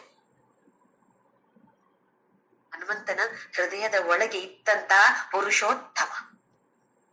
ನಮಿಗೂ ಕೂಡ ನಮ್ಮ ಹೃದಯದಲ್ಲಿರುವಂತಹ ನಾವೇ ಆ ಪುರುಷೋತ್ತಮ ರಾಮನ ಸ್ಮರಣೆ ಆದ್ರೆ, ಅವನ ಜೊತೆ ಗುರುತಿಸಿಕೊಂಡ್ರೆ ಖಂಡಿತವಾಗಿಯೂ ಈ ಗುಣಾತೀತ ಅಂತ ಹೇಳೋದು, ಸಾಧನೆ ಮಾಡೋದು ಖಂಡಿತವಾಗಿಯೂ ಕಷ್ಟ ಆಗೋದಿಲ್ಲ ಅಂತ ಭಗವಂತ ಹೇಳ್ತಿದ್ದಾನೆ. ಜನ್ಮ ಮೃತ್ಯು ಜರಾ ದುಃಖೈಹಿ ವಿಮುಕ್ತೋ ಅಮೃತಮಶ್ನುತೆ. ಅಮೃತಂ, ಮತ್ತೆ ಅಮೃತಂ ಅಂತ ಹೇಳಿದ್ರೆ ಹೇಗೆ? ದೇಹ ಅಮೃತ ಆಗ್ಲಿಕ್ಕೆ ಸಾಧ್ಯವೇ ಇಲ್ಲ ಅಲ್ವಾ? ನಮ್ಗೆ ಅದು ಗೊತ್ತಿದೆ. ಹುಟ್ಟಿದ ಮತ್ತೆ ಸಾವು ಗ್ಯಾರಂಟಿ. ಹಾಗೆ ಸತ್ತೋದವನಿಗೆ ಮತ್ತೆ ಜನ್ಮ ಗ್ಯಾರಂಟಿ. ಒಂದೇ ಒಂದು ಸಾಧ್ಯತೆ ಅಂತ ಹೇಳಿದ್ರೆ ಗುಣಾತೀತ ಆದ್ರೆ ಮತ್ತೆ ಜನ್ಮ ಇಲ್ಲ. ಈ ದೇಹಕ್ಕೆ ಅಮೃತ ಸಾಧ್ಯವೇ ಇಲ್ಲ. ಆ ಪುರುಷ ಅಮೃತವೇ. ಅಮೃತ ಅಶ್ನುತೆ ಅಂತೇಳಿ ಸಾಧ್ಯವೇ ಇಲ್ಲ. ಅಮೃತವನ್ನ ಪಡಿತಾನೆ ಅಂತ ಹೇಳಿದ್ರೆ ಯಾರು ಪಡೆಯೋದು? ದೇಹ ಪಡಿಲಿಕ್ಕೆ ಸಾಧ್ಯ ಇಲ್ಲ. ಹಾಗೆ ಪುರುಷ ಪಡೆಯೋದಂದ್ರೆ ಏನು? ಅವನಿಗೆ ಅಮೃತವೇ ಅವನು. ಹಾಗೆ ನಮ್ಮ ಗುರುತಿಸುವಿಕೆಯನ್ನ ಇಲ್ಲಿಂದ ಅಲ್ಲಿಗೆ ತೆಗೆದು ಆ ಕಡೆ ಬಿಸಾಕಿದ್ರೆ ನಮ್ಮ ಕೆಲಸ ಆಗೋಯ್ತು. ಹಾಗೆ ಇದು ಈ 2 ಶ್ಲೋಕಗಳು 19 ಮತ್ತೆ 20ನೇ ಶ್ಲೋಕಗಳು ಈ ಅಧ್ಯಾಯದ ಅತ್ಯಂತ ಮುಖ್ಯವಾದ 2 ಶ್ಲೋಕಗಳು. ಮುಂದಿನ ಶ್ಲೋಕ ನಂಬರ್ 21. ಅರ್ಜುನ ಉವಾಚ ಕೈರ್ಲಿಂಗೈ ಸ್ತ್ರೀನ್ ಗುಣಾನೇತಾನ್ ಅತೀತೋ ಭವತಿ ಪ್ರಭೋ ಕಿಮಾಚಾರ ಕಥಂ ಚೈತಾಂ ಸ್ತ್ರೀನ್ ಗುಣಾನತಿ ವರ್ತತೆ. ಅರ್ಜುನ ಕೇಳ್ತಾನೆ. ಈಗ ಒಂದ್ಸಲ 2ನೇ ಅಧ್ಯಾಯದಲ್ಲಿ ಕೇಳಿದ್ದ ಸ್ಥಿತಪ್ರಜ್ಞಸ್ಯ ಕಾ ಭಾಷಾ ಸಮಾಧಿಸ್ಥಸ್ಯ ಕೇಶವ. ಸ್ಥಿತಪ್ರಜ್ಞ ಅಂತ ಹೇಳಿದ್ರೆ ಹೇಗಿರ್ತಾನೆ, ಅವನ ಆಚಾರ ಏನಿದೆ, ಹೇಗೆ ನಡೀತಾನೆ, ಹೇಗೆ ಮಾತಾಡ್ತಾನೆ, ಹೇಗೆ ಕೂತ್ಕೊಳ್ತಾನೆ ಅಂತ ಹೇಳಿದ್ರೆ ಅವನ ವ್ಯವಹಾರ ಹೇಗಿದೆ ಅಂತ ಹೇಳಿ. ಹಾಗೆ ಅರ್ಜುನನಿಗೆ ಇಲ್ಲೀಗ ಹೌದಾ ಗುಣಾತೀತ ಆದ್ರೆ ಹೀಗೆಲ್ಲ ಆಗತ್ತಾ, ಈಗ ನಮ್ಗೂ ಹಾಗೆ ಬರ್ತಾ ಇದೆ ಅಲ್ವಾ, ಹಾಗಾದ್ರೆ ಏನ್ ಮಾಡೋದು, ನಾವೇನ್ ಮಾಡ್ಬೇಕು, ಅವನ್ ಹೇಗಿರ್ತಾನೆ, ಗುಣಾತೀತ ಅಂದ್ರೆ ಅವನನ್ನ ನಾನ್ ನೋಡಿದಾಗ ಅವನ್ ನನಗೆ ಗೊತ್ತಾಗತ್ತಾ, ಅವನ ಲಕ್ಷಣಗಳು ಏನು, ಅವನ ಆಚಾರವೇನು. ಹಾಗೆಯೇ ನಾನು ಗುಣಾತೀತ ಆಗ್ಬೇಕು ಅಂತ ಆದ್ರೆ ನಾನೇನ್ ಮಾಡ್ಬೇಕು ಕೃಷ್ಣ, ನನ್ಗೂ ಈಗ ಆಸೆ ಬರ್ತಾ ಇದೆ ಗುಣಾತೀತ ಆಗ್ಬೇಕು. ಯಾಕೆಂದ್ರೆ ಇನ್ನು ಅಷ್ಟೊಂದು ಅಡ್ವರ್ಟೈಸ್ ಮಾಡ್ತಾ ಇದ್ರೆ ಯಾರಿಗೆ ಇಷ್ಟ ಬರೋದಿಲ್ಲ ಹೇಳಿ.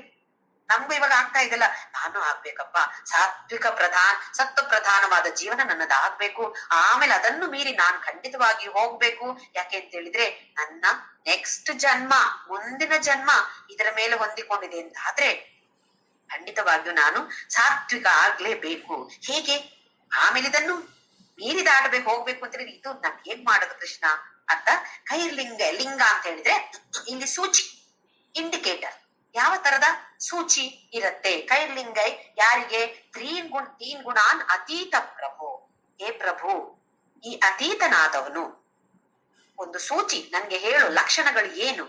ಹಾಗೆಯೇ ಕಿಮಾಚಾರ, ಅವನ ಆಚಾರ ಹೇಗಿರುತ್ತೆ.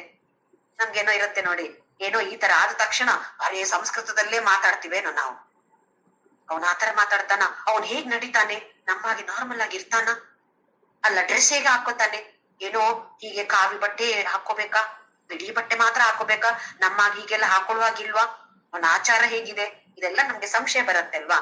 ಹಾಗೆ ಅರ್ಜುನನಿಗೂ ಇದೇ ತರದ ಸಂಶಯ ಬಂತು. ಹಾಗೆಯೇ ನಾನು ಈ ತೀನ್ ಗುಣ ಅತಿ ಬರ್ತದೆ, ನನಗೂ ಇದನ್ನು ಮೀರಿ ಹೋಗ್ಬೇಕು ಅರ್ಜುನ, ಹೇಗೆ ಹೋಗೋದು, ನನ್ಗೆ ಇದನ್ನ ಹೇಳ್ಬಿಟ್ರೆ ನನ್ನ ಜೀವನ ಧನ್ಯ ಅಂತ ಅವನ್ಗೆ ಅನ್ನಿಸ್ತಾ ಇದೆ. ಹಾಗೆ ಪ್ರಶ್ನೆಯನ್ನ ಕೇಳಿದಾನೆ, ಸಂಶಯವನ್ನ ಕೃಷ್ಣ ಪರಮಾತ್ಮನ ಮುಂದೆ ಒಡ್ಡಿದ್ದಾನೆ. ನೋಡೋಣ ಕೃಷ್ಣ ಪರಮಾತ್ಮ ಏನು ಉತ್ತರ ಕೊಡ್ತಿದ್ದಾನೆ. 22ನೇ ಶ್ಲೋಕ. ಶ್ರೀ ಭಗವಾನ್ ಉವಾಚ ಪ್ರಕಾಶಂ ಚ ಪ್ರವೃತ್ತಿಂ ಚ ಮೋಹಮೇವ ಚ ಪಾಂಡವ ನ ದ್ವೇಷ್ಟಿ ಸಂಪ್ರವೃತ್ತಾನಿ ನ ನಿವೃತ್ತಾನಿ ಕಾಂಕ್ಷತಿ. ಈಗ ಯಾರ ಲಕ್ಷಣಗಳು ಹೇಳ್ತಾ ಇರೋದು ಭಗವಂತ? ಸತ್ವಗುಣ ಪ್ರಧಾನವಾಗಿದ್ದವನು ಅಲ್ಲ, ಅದನ್ನು ಮೀರಿದವನು. ಇಷ್ಟವರೆಗೆ ಸತ್ವ ರಜ ತಮ ಎಲ್ಲ ಹೇಳಿದ, ಈಗ ಲಕ್ಷಣಗಳು ಹೇಳ್ತಾ ಇರೋದು ಯಾರು ಗುಣಾತೀತನೋ ಅಂಥವನ ಬಗ್ಗೆ ಭಗವಂತ ಈಗ ವರ್ಣನೆ ಹೇಳ್ತಾ ಇರೋದು. ಪ್ರಕಾಶಂಚ ಪ್ರವೃತ್ತಿಂಚ ಮೋಹಂ ಏವ ಚ ಪಾಂಡವ ನ ದ್ವೇಷ್ಟಿ ನ ಕಾಂಕ್ಷತಿ. ಈಗ ಜ್ಞಾನಿ ಆದ್ರೂ ಕೂಡ, ಗುಣಾತೀತ ಆದ್ರೂ ಕೂಡ ಅವನಲ್ಲಿ ಈ 3 ಗುಣ ಖಂಡಿತವಾಗಿಯೂ ಇದೆ. ಸತ್ವಗುಣ ಪ್ರಧಾನವಾಗಿದೆ ಇರ್ಬೋದು, ಆದ್ರೆ ತಮೋ ಗುಣವೂ ಇದೆ, ರಜೋ ಗುಣವೂ ಇದೆ. ಇದನ್ನ ನಿಜವಾಗಿ ನಾವು ಗಮನಿಸಿಕೊಳ್ಬೇಕು.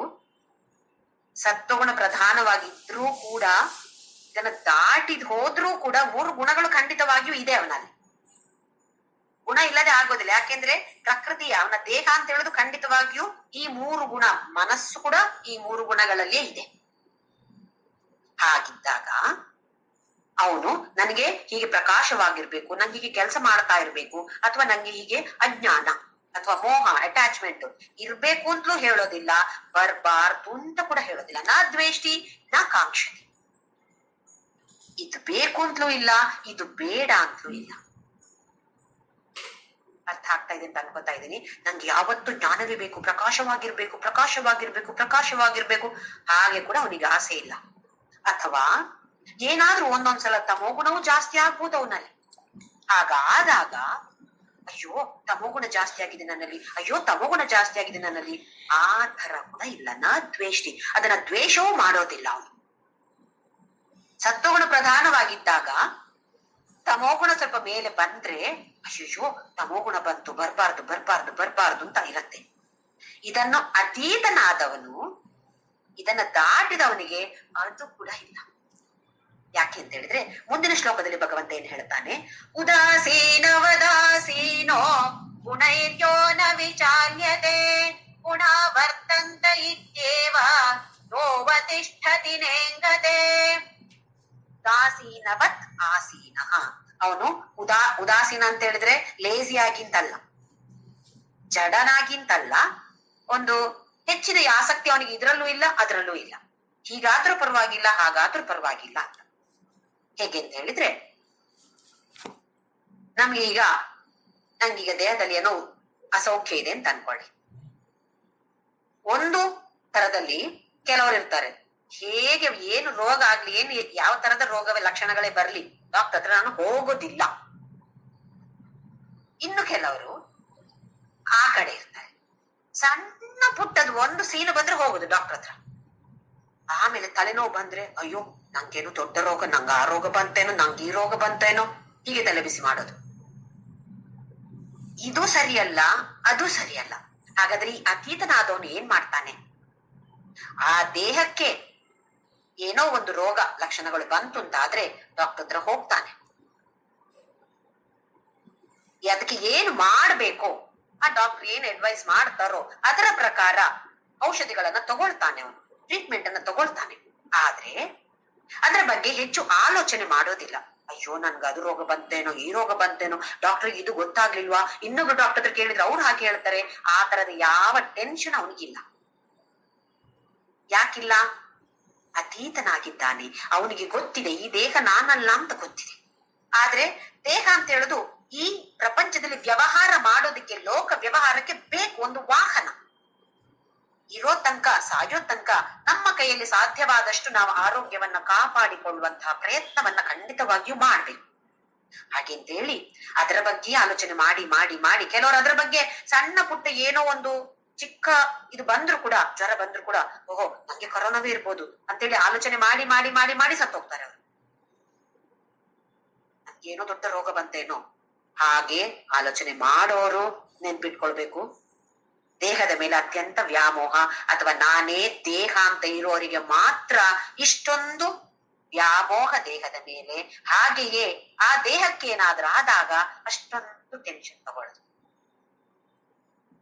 ಇನ್ನೊಂದು ಮೂಲೆ ಈಚೆ ಕಡೆಯಲ್ಲಿ ಇರಬಾರ್ದು. ನಮ್ಮಲ್ಲಿ ಹೇಳ್ತಾರೆ ನೋಡಿ, ಒಂದ 3 ಮೊಳ, ಒಂದ 9 ಮೊಳ, 6 ಮೊಳದ ಸೀರೆ ಬೇಕಾಗಿರೋದು, ಒಂದ 3 ಮೊಳ ಇದೆಯಂತೆ, ಒಂದ 9 ಮೊಳ ಇದೆಯಂತೆ. ಈ ಕಡೆಯೂ ಸರಿಯಲ್ಲ, ಆ ಕಡೆಯೂ ಸರಿಯಲ್ಲ. ಹಾಗಾಗ್ಬಾರ್ದು. ಏನೋ ರೋಗದ ಲಕ್ಷಣಗಳು ಬಂದ್ರೆ ಅದಕ್ಕೆ ಸರಿಯಾದ ಯಾವುದೋ ಒಂದು ಡಾಕ್ಟರ್ ಹತ್ರ ಹೋಗೋದೋ, ಇಲ್ಲ ಬೇರೆ ಒಂದು ನಮ್ಮ ಆಕ್ಯುಪ್ರೆಷರೋ ಯಾವುದೋ ಒಂದು ಏನೋ ಒಂದು ಮಾಡ್ಬೇಕು. ಯಾಕೆಂತ ಹೇಳಿದ್ರೆ ದೇಹ ಮುಖ್ಯ, ಖಂಡಿತವಾಗಿಯೂ ಬೇಕೇ ಬೇಕು, ಕಾಪಾಡಿಕೊಳ್ಳುವ ಪ್ರಯತ್ನವನ್ನ ಮಾಡ್ಬೇಕು. ಆದ್ರೆ ಅದರ ಬಗ್ಗೆ ಹೆಚ್ಚು ವಿಚಾರ ಮಾಡಿ ಅದರಲ್ಲೇ ನಾವು ಬೀಳಬಾರ್ದು. ಅದನ್ನೇ ಭಗವಂತ ಹೇಳ್ತಿದ್ದಾನೆ, ಗುಣಾವರ್ತಂತ ಇತ್ಯೇವ ಗುಣೈರ್ಯೋಹು ಗುಣಾವರ್ತಂತ. ಗುಣಗಳಲ್ಲಿ ಈ ಗುಣಗಳು ಪ್ರವರ್ತಿಸ್ತಾ ಇದೆ. ಈಗ ಲೋಕ ವ್ಯವಹಾರ ಮಾಡ್ತೇವೆ, ಅಥವಾ ನಮ್ಮ ಬೇರೆ ಎಲ್ಲೂ ಹೊರಗಡೆ ಹೋಗೋದಿಲ್ಲ, ಸಾಮಾನ್ ತರಲಿ ಕೂಡ ನಾನು ಹೋಗೋದಿಲ್ಲ. ಆದ್ರೆ ಮನೆಯಲ್ಲಿ ನಮ್ಮ ಕುಟುಂಬದಲ್ಲಿ ಬೇರೆ ಮನುಷ್ಯರು ಇರೋದಿಲ್ವಾ ನಮ್ಮ ಜೊತೆ? ಎಷ್ಟೊಂದು ನಮ್ಮ ಮಕ್ಳು ಇರ್ಬೋದು, ಹಿರಿಯೋರು ಇರ್ಬೋದು, ಅಥವಾ ಗಂಡ ಹೆಂಡತಿ ಇರ್ಬೋದು, ಎಲ್ರು ಒಂದೇ ತರ ಇರ್ತಾರ? ಒಬ್ಬೊಬ್ಬರ ಸ್ವಭಾವ ಒಂದೊಂದು. ಯಾಕೆ? ಮತ್ತೆ ಸತ್ವ ಎಷ್ಟಂಶ, ರಜೋ ಎಷ್ಟಂಶ, ತಮೋಗುಣ ಎಷ್ಟಂಶ ಅಂತ ಇದೆ ಅಲ್ವಾ? ನಮ್ಮಲ್ಲಿರುವ ತರಾನೇ ಅವರಲ್ಲಿ ಇರತ್ತಾ? ಖಂಡಿತವಾಗಿಯೂ ಇರಲ್ಲ. ಒಬ್ಬೊಬ್ರು ಒಂದೊಂದ್ ತರ ಇರ್ತಾರೆ. ಎಲ್ಲರನ್ನು ಸ್ವೀಕಾರ ಮಾಡ್ಬೇಕಾಗತ್ತೆ ನಾವು. ಇದಕ್ಕೊಂದು ಸಣ್ಣ ಘಟನೆ ಅಥವಾ ಉದಾಹರಣೆ. ಒಂದು ಅಜ್ಜ ಅಜ್ಜಿ 50 ವರ್ಷದ ವೈವಾಹಿಕ ಜೀವನವನ್ನ ಮುಗಿಸಿದ್ರಂತೆ. 50th wedding anniversary. ಅವರ ಮಕ್ಕಳೆಲ್ಲ ಅಮೆರಿಕದಲ್ಲಿದ್ದಾರೆ. ಮೊಮ್ಮಗಳು ಅಲ್ಲಿಂದ ಕಾಲ್ ಮಾಡಿದ್ಲಂತೆ, ಏನ್ ಮಾಡ್ತಾ ಇದೀರಿ ಅಜ್ಜ ಅಜ್ಜಿ ನೀವು ಅಂತ ಹೇಳಿ. ಇವ್ರು ಹೇಳಿದ್ರ, ಅಜ್ಜಿ ಹೇಳಿದ್ರಂತೆ, ನಮ್ದು 50th ವೆಡ್ಡಿಂಗ್ ಆನಿವರ್ಸರಿನ ಸೆಲೆಬ್ರೇಟ್ ಮಾಡ್ತಾ ಇದ್ದೀವಿ ನಾವು ಅಂತ ಹೇಳಿ. ಅದಕ್ಕೆ ಅಮೆರಿಕದಲ್ಲಿ ಹುಟ್ಟಿ ಬೆಳೆದಂತಹ ಹುಡುಗಿ ಟೀನೇಜ್ ಅಲ್ಲಿ ಇದ್ದಾಳೆ. ಅವ್ಳು ಕೇಳಿದ್ಲಂತೆ, ಅಜ್ಜಿ ನೀನು ಒಂದೇ ಗಂಡನ ಜೊತೆ 50 ವರ್ಷ ಕಳೆದಿಯ ಅಜ್ಜಿ? ಯಾಕೆಂದ್ರೆ ಅಲ್ಲೆಲ್ಲ ಅಮೆರಿಕದಲ್ಲೆಲ್ಲ ಅದು ಭಾರಿ ವಿಶೇಷ ಅಲ್ವಾ. ನಮಗೆ ವಿಶೇಷ ಅಲ್ಲ, ಭಾರತ ದೇಶದಲ್ಲಿ ವಿಶೇಷ ಅಲ್ಲ, ಅಮೆರಿಕದೆಲ್ಲ ಅದು ಭಾರಿ ವಿಶೇಷ. 2 ವರ್ಷ 3 ವರ್ಷ ಒಂದು ಗಂಡ ಹೆಂಡತಿ ಇರ್ತಾರೆ, ಮತ್ತೆ ಬಿಟ್ಟು ಬಿಡ್ತಾರೆ, ಮತ್ತೆ ಬೇರೆಯವ್ರನ್ನ ಕಟ್ಟಿಕೊಳ್ತಾರೆ. ಅದೆಲ್ಲ ಕಾಮನ್ ಅಲ್ಲಿ. ಅಂದ್ರೆ ಅವಳಿಗೆ ಆಶ್ಚರ್ಯದಿಂದ ಕೇಳ್ತಾ ಇದ್ಲಂತೆ ಅವಳು, 50 ವರ್ಷ ಒಂದೇ ಗಂಡನ ಜೊತೆ ಇದ್ದೆ ಅಜ್ಜಿ ನೀನು ಅಂತ ಹೇಳಿ. ಹೌದು ಇದ್ದೆ ಮಗ ಅಂತ ಹೇಳದಂತೆ ಅಜ್ಜಿ. ಅಜ್ಜಿ ನಾ ಒಂದು ಪ್ರಶ್ನೆ ಕೇಳ್ತೇನೆ, ನಿನ್ಗೆ ಈ ಅಜ್ಜನ್ ಜೊತೆ ಯಾವತ್ತು ಕೂಡ ಸಿಟ್ಟು ಬರ್ಲಿಲ್ವಾ? ಬಂದಿತ್ತಪ್ಪ. ಅಜ್ಜಿ ಹೇಳಿದಂತೆ, ಅಬ್ಬಾ ಸಿಟ್ಟು ಬರದೆ ಇತ್ತ? ಹೌದಾ ಅಜ್ಜಿ, ತುಂಬಾ ಸಿಟ್ಟು ಬಂದಿತ್ತ? ತುಂಬಾ ಸಿಟ್ಟು ಬಂದಿತ್ತು. ಎಷ್ಟು ಸಿಟ್ಟು ಬಂದಿತ್ತು ಅಂತ ಕೇಳಿದ್ರೆ, ಮಲ್ಗಿದ್ದಾಗ ಒಂದು ಕಲ್ಲು ತೆಕೊಂಡೋಗಿ ಈಗ ನನ್ನ ಗಂಡನ ತಲೆ ಮೇಲೆ ಹಾಕಿ ಜಜ್ಜಿ ಬಿಡ್ತೇನೆ ಅಂತ ಹೇಳುವಷ್ಟು ಸಿಟ್ಟು ಬಂದಿತ್ತು ನಂಗೆ ಅಂತ ಹೇಳಿದ್ರು. ಹೋ ಹೌದಾ ಅಜ್ಜಿ? ಹಾಗೆ ಪ್ರೀತಿನೂ ಬಂದಿತ್ತು. ಎಷ್ಟು ಪ್ರೀತಿ ಬಂದಿತ್ತು ಅಜ್ಜಿ ನಿಂಗೆ ಅಂತ ಕೇಳಿದ್ಲ. ತುಂಬಾ ಪ್ರೀತಿ ಬಂದಿತ್ತು ಕಂದ ನಂಗೆ ಅಜ್ಜನ್ ಮೇಲೆ. ಹೇಗೆ, ಎಷ್ಟು ಪ್ರೀತಿ ಬಂದಿತ್ತು? ಆ ಅಜ್ಜ ಮಲ್ಕೊಂಡಾಗ ಅಜ್ಜನ ಕಾಲ್ನ ತೊಳೆದು ಆ ನೀರನ್ನ ಕುಡಿಯುವಷ್ಟು ಅಷ್ಟು ಒಂದು ಗೌರವ, ಅಭಿಮಾನ, ಪ್ರೀತಿ ನಿನ್ನ ಅಜ್ಜನ್ ಮೇಲೆ ಇದೆ ನನ್ಗೆ ಅಂತ ಹೇಳಿದ್ರಂತೆ. ಹಾಗಾದ್ರೆ ಹೇಗೆ ಅಜ್ಜಿ ನೀನಿದ್ಯಾ ಅಂತ ಕೇಳಿದಾಗ ಆ ಅಜ್ಜಿ ಹೇಳ್ತಂತೆ, ಜೀವನ ಅಂದ್ರೆ ಇದೆ, ಅದು ಇರುತ್ತೆ ಇದು ಇರುತ್ತೆ, ಎರಡನ್ನ ಸ್ವೀಕಾರ ಮಾಡಿಕೊಂಡು ಈ ವ್ಯಕ್ತಿಯ ಸ್ವಭಾವವನ್ನ ನಾನು ಜಡ್ಜ್ ಮಾಡದೆ ನನ್ನ ಗಂಡ ನಾನು ಅಡ್ಜಸ್ಟ್ ಮಾಡಿಕೊಂಡು ನನ್ನ ಗಂಡನ ಜೊತೆ ಇರ್ತೀನಿ. ಅಥವಾ ಗಂಡನ ಜೊತೆ ಹೆಂಡತಿ ಮಾತ್ರ ಅಡ್ಜಸ್ಟ್ ಮಾಡೋದಲ್ಲ, ಹೆಂಡತಿ ಜೊತೆ ಗಂಡನು ಅಡ್ಜಸ್ಟ್ ಮಾಡಿಕೊಳ್ಬೇಕು. ಅಥವಾ ಗಂಡ ಹೆಂಡತಿ ಅಂತ ಮಾತ್ರ ಅಲ್ಲ, ಮನೆಯಲ್ಲಿ ಯಾರ್ಯಾರಿದ್ದಾರೋ ಸರಿ ಇವರ ಸ್ವಭಾವ ಹೀಗೆ ಅಂದ್ರೆ ಏನು? ಗುಣ ವರ್ತಂತೆ. ಈ ಗುಣಗಳಲ್ಲಿ ಪ್ರವರ್ತನೆ ಮಾಡೋದು. ಮನುಷ್ಯರಲ್ಲ ಅಲ್ಲಿ. ಇಲ್ಲಿ ಸತ್ವ ರಜೋ ತಮೋ ಗುಣ, ಅಲ್ಲಿ ಸತ್ವ ರಜೋ ತಮೋ ಗುಣ ಜೊತೆ ಪ್ರವರ್ತನೆ ನಡೀತಾ ಇರೋದು, ವ್ಯವಹಾರ ನಡೀತಾ ಇರೋದು. ವ್ಯಕ್ತಿಗಲ್ಲ. ಒಂದು ವ್ಯಕ್ತಿ ಸಾತ್ವಿಕವಾದ ವ್ಯಕ್ತಿ ಆಗಿದ್ರು ಕೂಡ ಇವತ್ತು ಭಾರಿ ಚೆನ್ನಾಗಿ ಮಾತಾಡಿದ್ರು, ನಾಳೆ ಯಾಕೋ ಸಿಡ್ಸಿಡ ಅಂತಿದ್ದಾರೆ. ಇವತ್ತು ಆ ದಿನ ತಮೋಗುಣ ಜಾಸ್ತಿ ಆಗಿರ್ಬೋದು ಆ ಮನುಷ್ಯನಲ್ಲಿ. ಒಂದು ದಿನ ಇದ್ದಾಗ ಇನ್ನೊಂದ್ ದಿನ ಮನುಷ್ಯನು ಇರೋದಿಲ್ಲ.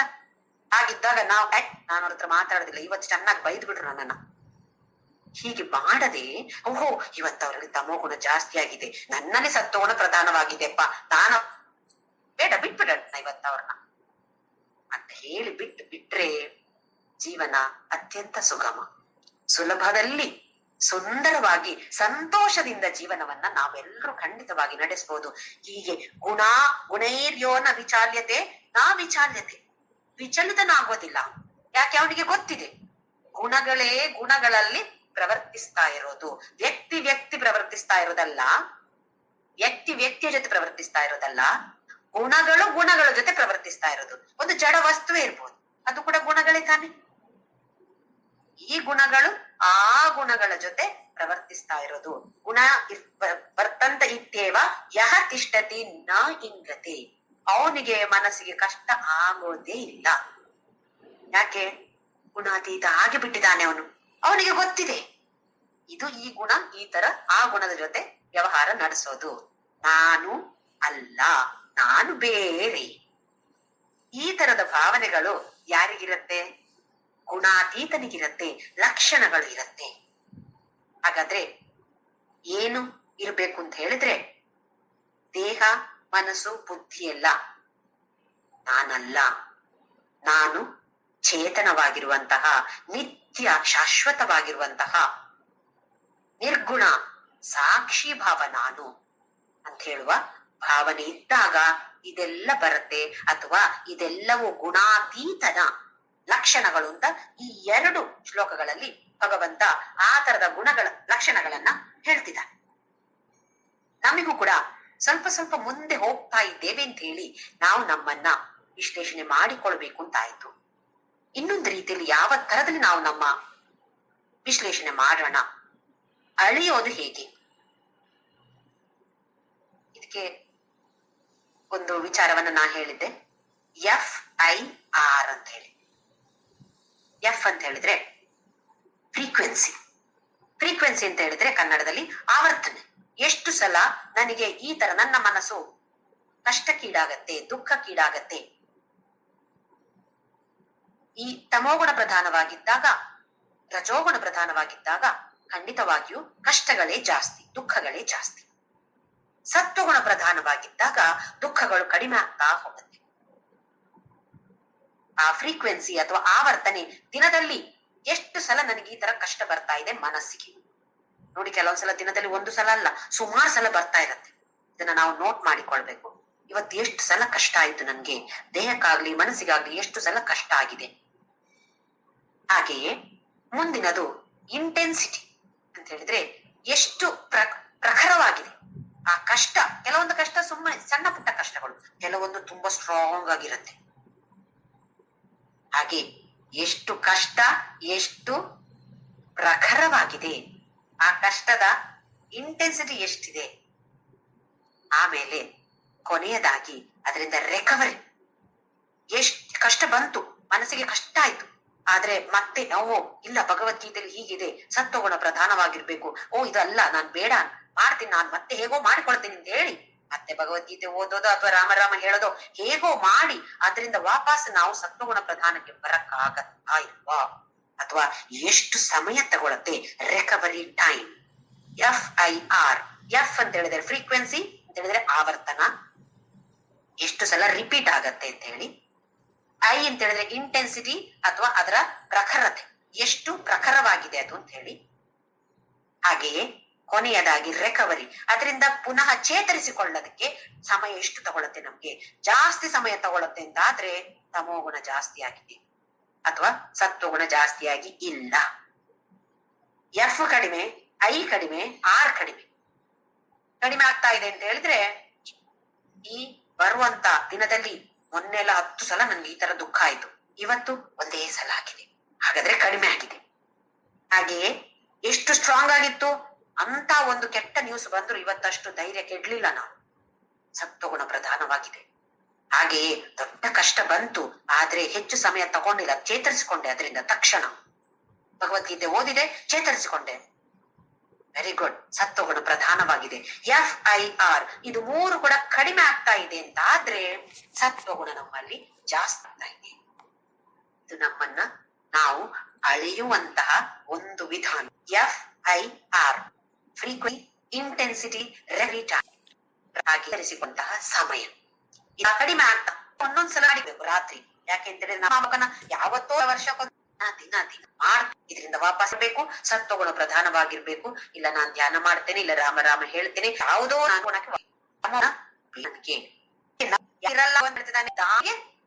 ನಾ ದ್ವೇಷ್ಟಿ ನಾ ಸಂಪ್ರವೃತ್ತಿ ನಾ ನಿಧಾನಿಕಾಂಕ್ಷತಿ. ಅದು ಪ್ರಕಾರ ವೃತ್ತಿ ಬೇಕು ಯಾವ ಅವನಿಗೆ ಗುಣಾತೀತ ಆದ ನಮಗೆ ಗುಣ ಕಾರಣ ಈತದ ನಿರ್ಧಾರವನ್ನ ನಾವು ಮಾಡ್ಲೇಬೇಕಾಗತ್ತೆ. ಹಾಗೆ ಮುಂದಲ್ಲಿ ಭಗವಂತ ನೋಡೋಣ. ಸಮ ದುಃಖ ಸುಖ ಸ್ವಸ್ಥಃ ಸಂಸ್ತುತಿ. ಇದು ಸುಮಾಸನ ನಾವು ನೋಡಿದ್ದೇವೆ. ಸಮ ದುಃಖ ಸುಖ, ಸುಖ ದುಃಖಗಳಿಗೆ ಸಮಾನವಾಗಿರುವಂತಹದ್ದು, ಸಮಾನವಾಗಿ ಸ್ವೀಕಾರ. ಓಹೋ ಭಾರಿ ಖುಷಿ, ಹಾಗೆ ಯೋಧದೆ ಒಂದು ಬ್ಯಾಲೆನ್ಸ್ ಆಗಿರೋದು. ವಿಪರೀತ ಸಂತೋಷವೂ ಇಲ್ಲ, ವಿಪರೀತ ದುಃಖವೂ ಇಲ್ಲದೆ ಇರುವಂತಹದ್ದು ಸಮ. ಹಾಗೆಯೇ ಸಮ ಲೋಷ್ಟಾಶ್ಮ ಕಾಂಚನ, ಲೋಷ್ಟ ಮಣ್ಣು, ಅಶ್ಮ ಅಂತ ಹೇಳಿದ್ರೆ ಕಲ್ಲು, ಕಾಂಚನ ಅಂತ ಹೇಳಿದ್ರೆ ಬಂಗಾರ. ಇದು 3ಕ್ಕೂ ಯಾವ ವ್ಯತ್ಯಾಸವೂ ಇಲ್ಲ. ಇದು ಮಣ್ಣು, ಹಾಗೆ ಕಲ್ಲು, ಹಾಗೆ ಬಂಗಾರ, ಇದು 3 ಇಲ್ಲಿ ಇರುತ್ತೆ. ಈ ತರ ಅವನು ಪ್ರವರ್ತಿಸ್ತಾನೆ. ಯಾರು? ಗುಣಾತೀತ. ಅವನ ಆಚಾರದ ಬಗ್ಗೆ ಹೇಗೆ ಪ್ರವರ್ತಿಸ್ತಾನೆ, ಅವನ ಲಕ್ಷಣಗಳೇನು ಅಂತ ಹಿಂದಿನ 2 ಶ್ಲೋಕದಲ್ಲಿ ಹೇಳಿದಾನೆ ಭಗವಂತ. ಈ ಶ್ಲೋಕದಲ್ಲಿಯೂ ಹಾಗೂ ಮುಂದಿನ ಶ್ಲೋಕದಲ್ಲಿಯೂ ಅವನ ಪ್ರವರ್ತನೆ, ಅವನ ಆಚಾರ ಹೇಗಿರುತ್ತೆ. ಸಮಾನವಾಗಿರ್ತಾನೆ, ಎಲ್ಲದರಲ್ಲಿಯೂ ಸಮಾನಾನೆ. ತುಲ್ಯ ಪ್ರಿಯ ಪ್ರಿಯೋ ಧೀರ, ಪ್ರಿಯ ಅಪ್ರಿಯ, ಯಾವುದು ಅತಿ ಖುಷಿ ಇಲ್ಲದೆ ಇರೋದು ಅವನಿಗೆ ಅದಿಲ್ವೇ ಇಲ್ಲ. ಹಾಗಾಗಿ ಅವನು ಧೀರ ಅಂತ ಹೇಳಿದ್ರೆ ಯುದ್ಧ ಮಾಡಕ್ ಹೋಗ್ತಾನೆ ಅಂತ ಅಲ್ಲ, ಎಲ್ಲವನ್ನು ಸಮಾನವಾಗಿ ಸ್ವೀಕರಿಸುವಂತ ಅತಿ ಧೀರನಾಗಿರುವನು. ಆಮೇಲೆ ತುಲ್ಯ ನಿಂದಾತ್ಮ ಸಂಸ್ತುತಿ, ಆತ್ಮ ಸಂಸ್ತುತಿ ಹಾಗೂ ನಿಂದೆ. ನಮ್ಮನ್ನ ಕೆಲವರು ಬೈತಾರೆ, ಕೆಲವರು ಸ್ತುತಿ ಮಾಡ್ತಾರೆ. ಸ್ತುತಿ ಮಾಡಿದಾಗ ವಾ ಎಷ್ಟು ಖುಷಿ ನಮ್ಗೆ ನಮ್ಮನ್ನ ಹೊಗಳಿದ್ರೆ, ಹಾಗೆ ನಿಂದೆ ಮಾಡಿದಾಗ ಅಷ್ಟೇ ದುಃಖ. ಅವ್ರು ನಿಂದೆ ಮಾಡ್ತಾರಲ್ಲ ನೋಡಿ, ಕೆಲವು ಶಬ್ದಗಳು ನಮ್ಮ ಮನಸ್ಸಿನ ಮೇಲೆ ಹೇಗೆ ಪರಿಣಾಮವನ್ನ ಬೀರ್ತಾ ಇದೆ ನೋಡಿ. ಅದು ಬರೇ ಶಬ್ದಗಳು, ಆ ಶಬ್ದಗಳು ನಮ್ಮ ಮನಸ್ಸನ್ನ ಹೇಗೆ ಸುಖ ದುಃಖಕ್ಕೆ ಒಳಗಾಗಿಸ್ತಾ ಇದ್ದೇವೆ ನೋಡಿ. ಶಬ್ದಗಳು ಮಾತ್ರ, ಅಥವಾ ಕೆಲವು ಎಕ್ಸ್ಪ್ರೆಷನ್ ಇರ್ಬೋದು. ಅವ್ರು ಮಾಡಿದ ಎಕ್ಸ್ಪ್ರೆಷನ್ ನನಗೆ ಯಾವ ತರದಲ್ಲಿ ತಟ್ಟಬೇಕು, ಅವ್ರು ಮಾಡಿಕೊಳ್ಳಿ. ಅವ್ರಿಗೆ ಹೇಗ್ಬೇಕು, ದೊಡ್ಡ ಮುಖದಲ್ಲಿ ದೊಡ್ಡಕ್ಕೆ ಬೈಲಿ, ನನ್ಗೇನಾಗ್ಬೇಕು? ಅಥವಾ ನನ್ನನ್ನು ಬೈದ್ರೆ ಅವರಿಗೆ ಒಳ್ಳೆ ಖುಷಿ ಸಿಗತ್ತೆ ಅಂತ ಆದ್ರೆ ನನ್ನ ಪುಣ್ಯ ತಾನೇ ಅದು. ನನ್ನಿಂದ ಹಾಗೆ ಅವರಿಗೆ ಎಷ್ಟು ಖುಷಿ ಸಿಗ್ತಾ ಇದೆ ನೋಡಿ. ನಮ್ಮಿಂದ ಇನ್ನೊಬ್ಬರಿಗೆ ಖುಷಿ ಸಿಕ್ಕಿದ್ರೆ ನಮಗೆ ಪುಣ್ಯ ಬರೋದಿಲ್ವಾ? ಈ ತರದ ಸಮಾನ ಭಾವನೆ ಆ ಗುಣಾತೀತನಿಗೆ ಇರತ್ತೆ ಅಂತ ಭಗವಂತ ಹೇಳ್ತಿದ್ದಾನೆ. ಮುಂದಿನ ಶ್ಲೋಕದಲ್ಲಿ ಕೂಡ ಮಾನಾಪಮಾನಯೋ ತುಲ್ಯಗ ತುಲ್ಯೋ ಮಿತ್ರಾರಿ ಪಕ್ಷಯೋ ಸರ್ವಾರಂಭ ಪರಿತ್ಯಾಗಿ ಗುಣಾತೀತ ಸ ಉಚ್ಯತೆ. ಹಾಗೆ ಮಾನ ಅಪಮಾನ, ನಿಂದ ಮತ್ತೆ ಆತ್ಮ ಸಂಸ್ತುತಿ ಹೇಳಿದ ಹಾಗೆ ಮಾನ ಮತ್ತೆ ಅಪಮಾನ. ನಮ್ಮನ್ನ ಸನ್ಮಾನ ಮಾಡ್ಬೋದು, ಇಲ್ಲ ಅಪಮಾನ ಮಾಡ್ಬೋದು. ಇದೆಲ್ಲ ಮನಸ್ಸಿಗೆ, ದೇಹಕ್ಕೆ, ಬುದ್ಧಿಗೆ ಎಲ್ಲ ಆಗುವಂಥದ್ದು. ತುಲ್ಯೋ ಮಿತ್ರ ಅರಿಪಕ್ಷ. ಮಿತ್ರ ಅಂತ ಹೇಳಿದ್ರೆ ಸ್ನೇಹಿತ, ಅರಿ ಅಂತ ಹೇಳಿದ್ರೆ ಶತ್ರು. ಅವನಿಗೆ ಮಿತ್ರರು ಯಾರು ಇಲ್ಲ, ಶತ್ರು ಯಾರು ಇಲ್ಲ, ಎಲ್ಲರೂ ಒಂದೇ ಸಮಾನ, ಎಲ್ಲರನ್ನು ಪ್ರೀತಿಸ್ತಾನೆ ಅವನು. ನಾವ್ ಹೇಗೆ, ನನ್ಗೆ ಇವರು ಫ್ರೆಂಡ್, ಇವರು ಸ್ವಲ್ಪ ಜಾಸ್ತಿ ಇಷ್ಟ, ಅವ್ರು ನನ್ಗೆ ಇಷ್ಟ ಇಲ್ಲ, ಅವ್ರು ನನ್ನ ಶತ್ರು. ಅಥವಾ ಮಿತ್ರ ಅಲ್ಲ, ಶತ್ರು ಅಲ್ಲದಿದ್ರು ಮಿತ್ರ ಅಲ್ಲ, ಹಾಗಾಗಿ ಅವ್ರಂದ್ರೆ ನನ್ಗೆ ಏನ್ ಹೆಚ್ಚು ಇಷ್ಟ ಏನಿಲ್ಲ. ಗುಣಾತೀತನಾದವನಿಗೆ ಈ ತರ ಇಲ್ಲ. ಹಾಗೆಯೇ ಸರ್ವಾರಂಭ ಪರಿತ್ಯಾಗಿ ಗುಣಾತೀತಸ್ಸ ಉಚ್ಯತೆ. ಸರ್ವ ಆರಂಭ ಪರಿತ್ಯಾಗಿ, ಇಲ್ಲಿ ಆರಂಭ ಅಂತ ಹೇಳಿದ್ರೆ ಕೆಲಸವನ್ನ ಶುರು ಮಾಡೋದಿಲ್ಲ ಅವನು, ಹಾಗೆ ಅಂತಲ್ಲ. ಯಾವ ತರದ ಕೆಲಸವನ್ನ ಶುರು ಮಾಡೋದಿಲ್ಲ, ಯಾವ ಕೆಲಸದಲ್ಲಿ ಅಟ್ಯಾಚ್ಮೆಂಟ್ ಇದೆಯೋ ಆ ಕೆಲಸವನ್ನ ಅವನು ಶುರು ಮಾಡೋದೇ ಇಲ್ಲ. ಅಥವಾ ಅವನು ಮಾಡೋ ಎಲ್ಲ ಕೆಲಸವು ಹೇಗ್ ಮಾಡ್ತಾನೆ, ಸಮರ್ಪಣಾ ಮನೋಭಾವದಿಂದ ಮಾಡ್ತಾನೆ. ಹಾಗೆಯೇ ಈಶ್ವರ ಪ್ರಸಾದ ಬುದ್ಧಿಯಿಂದ ಎಲ್ಲವನ್ನು ಸ್ವೀಕಾರ ಮಾಡುವಂತವನಾಗಿರ್ತಾನೆ ಅವನು. ಯಾಕೆ, ಕರ್ಮಯೋಗ ಎಲ್ಲ ದಾಟಿ ತಾನೆ ಅವನು ಬಂದಿರೋದು, ಗುಣಾತೀತನಾಗಿರೋದು. ಗೊತ್ತಿದೆ ತಾನೆ ಅವನಿಗೆ ಕರ್ಮಯೋಗದ ಬಗ್ಗೆ. ಏನು ಕರ್ಮಯೋಗ? ಎಲ್ಲವನ್ನು ಈಶ್ವರಾರ್ಪಣ ಬುದ್ಧಿ.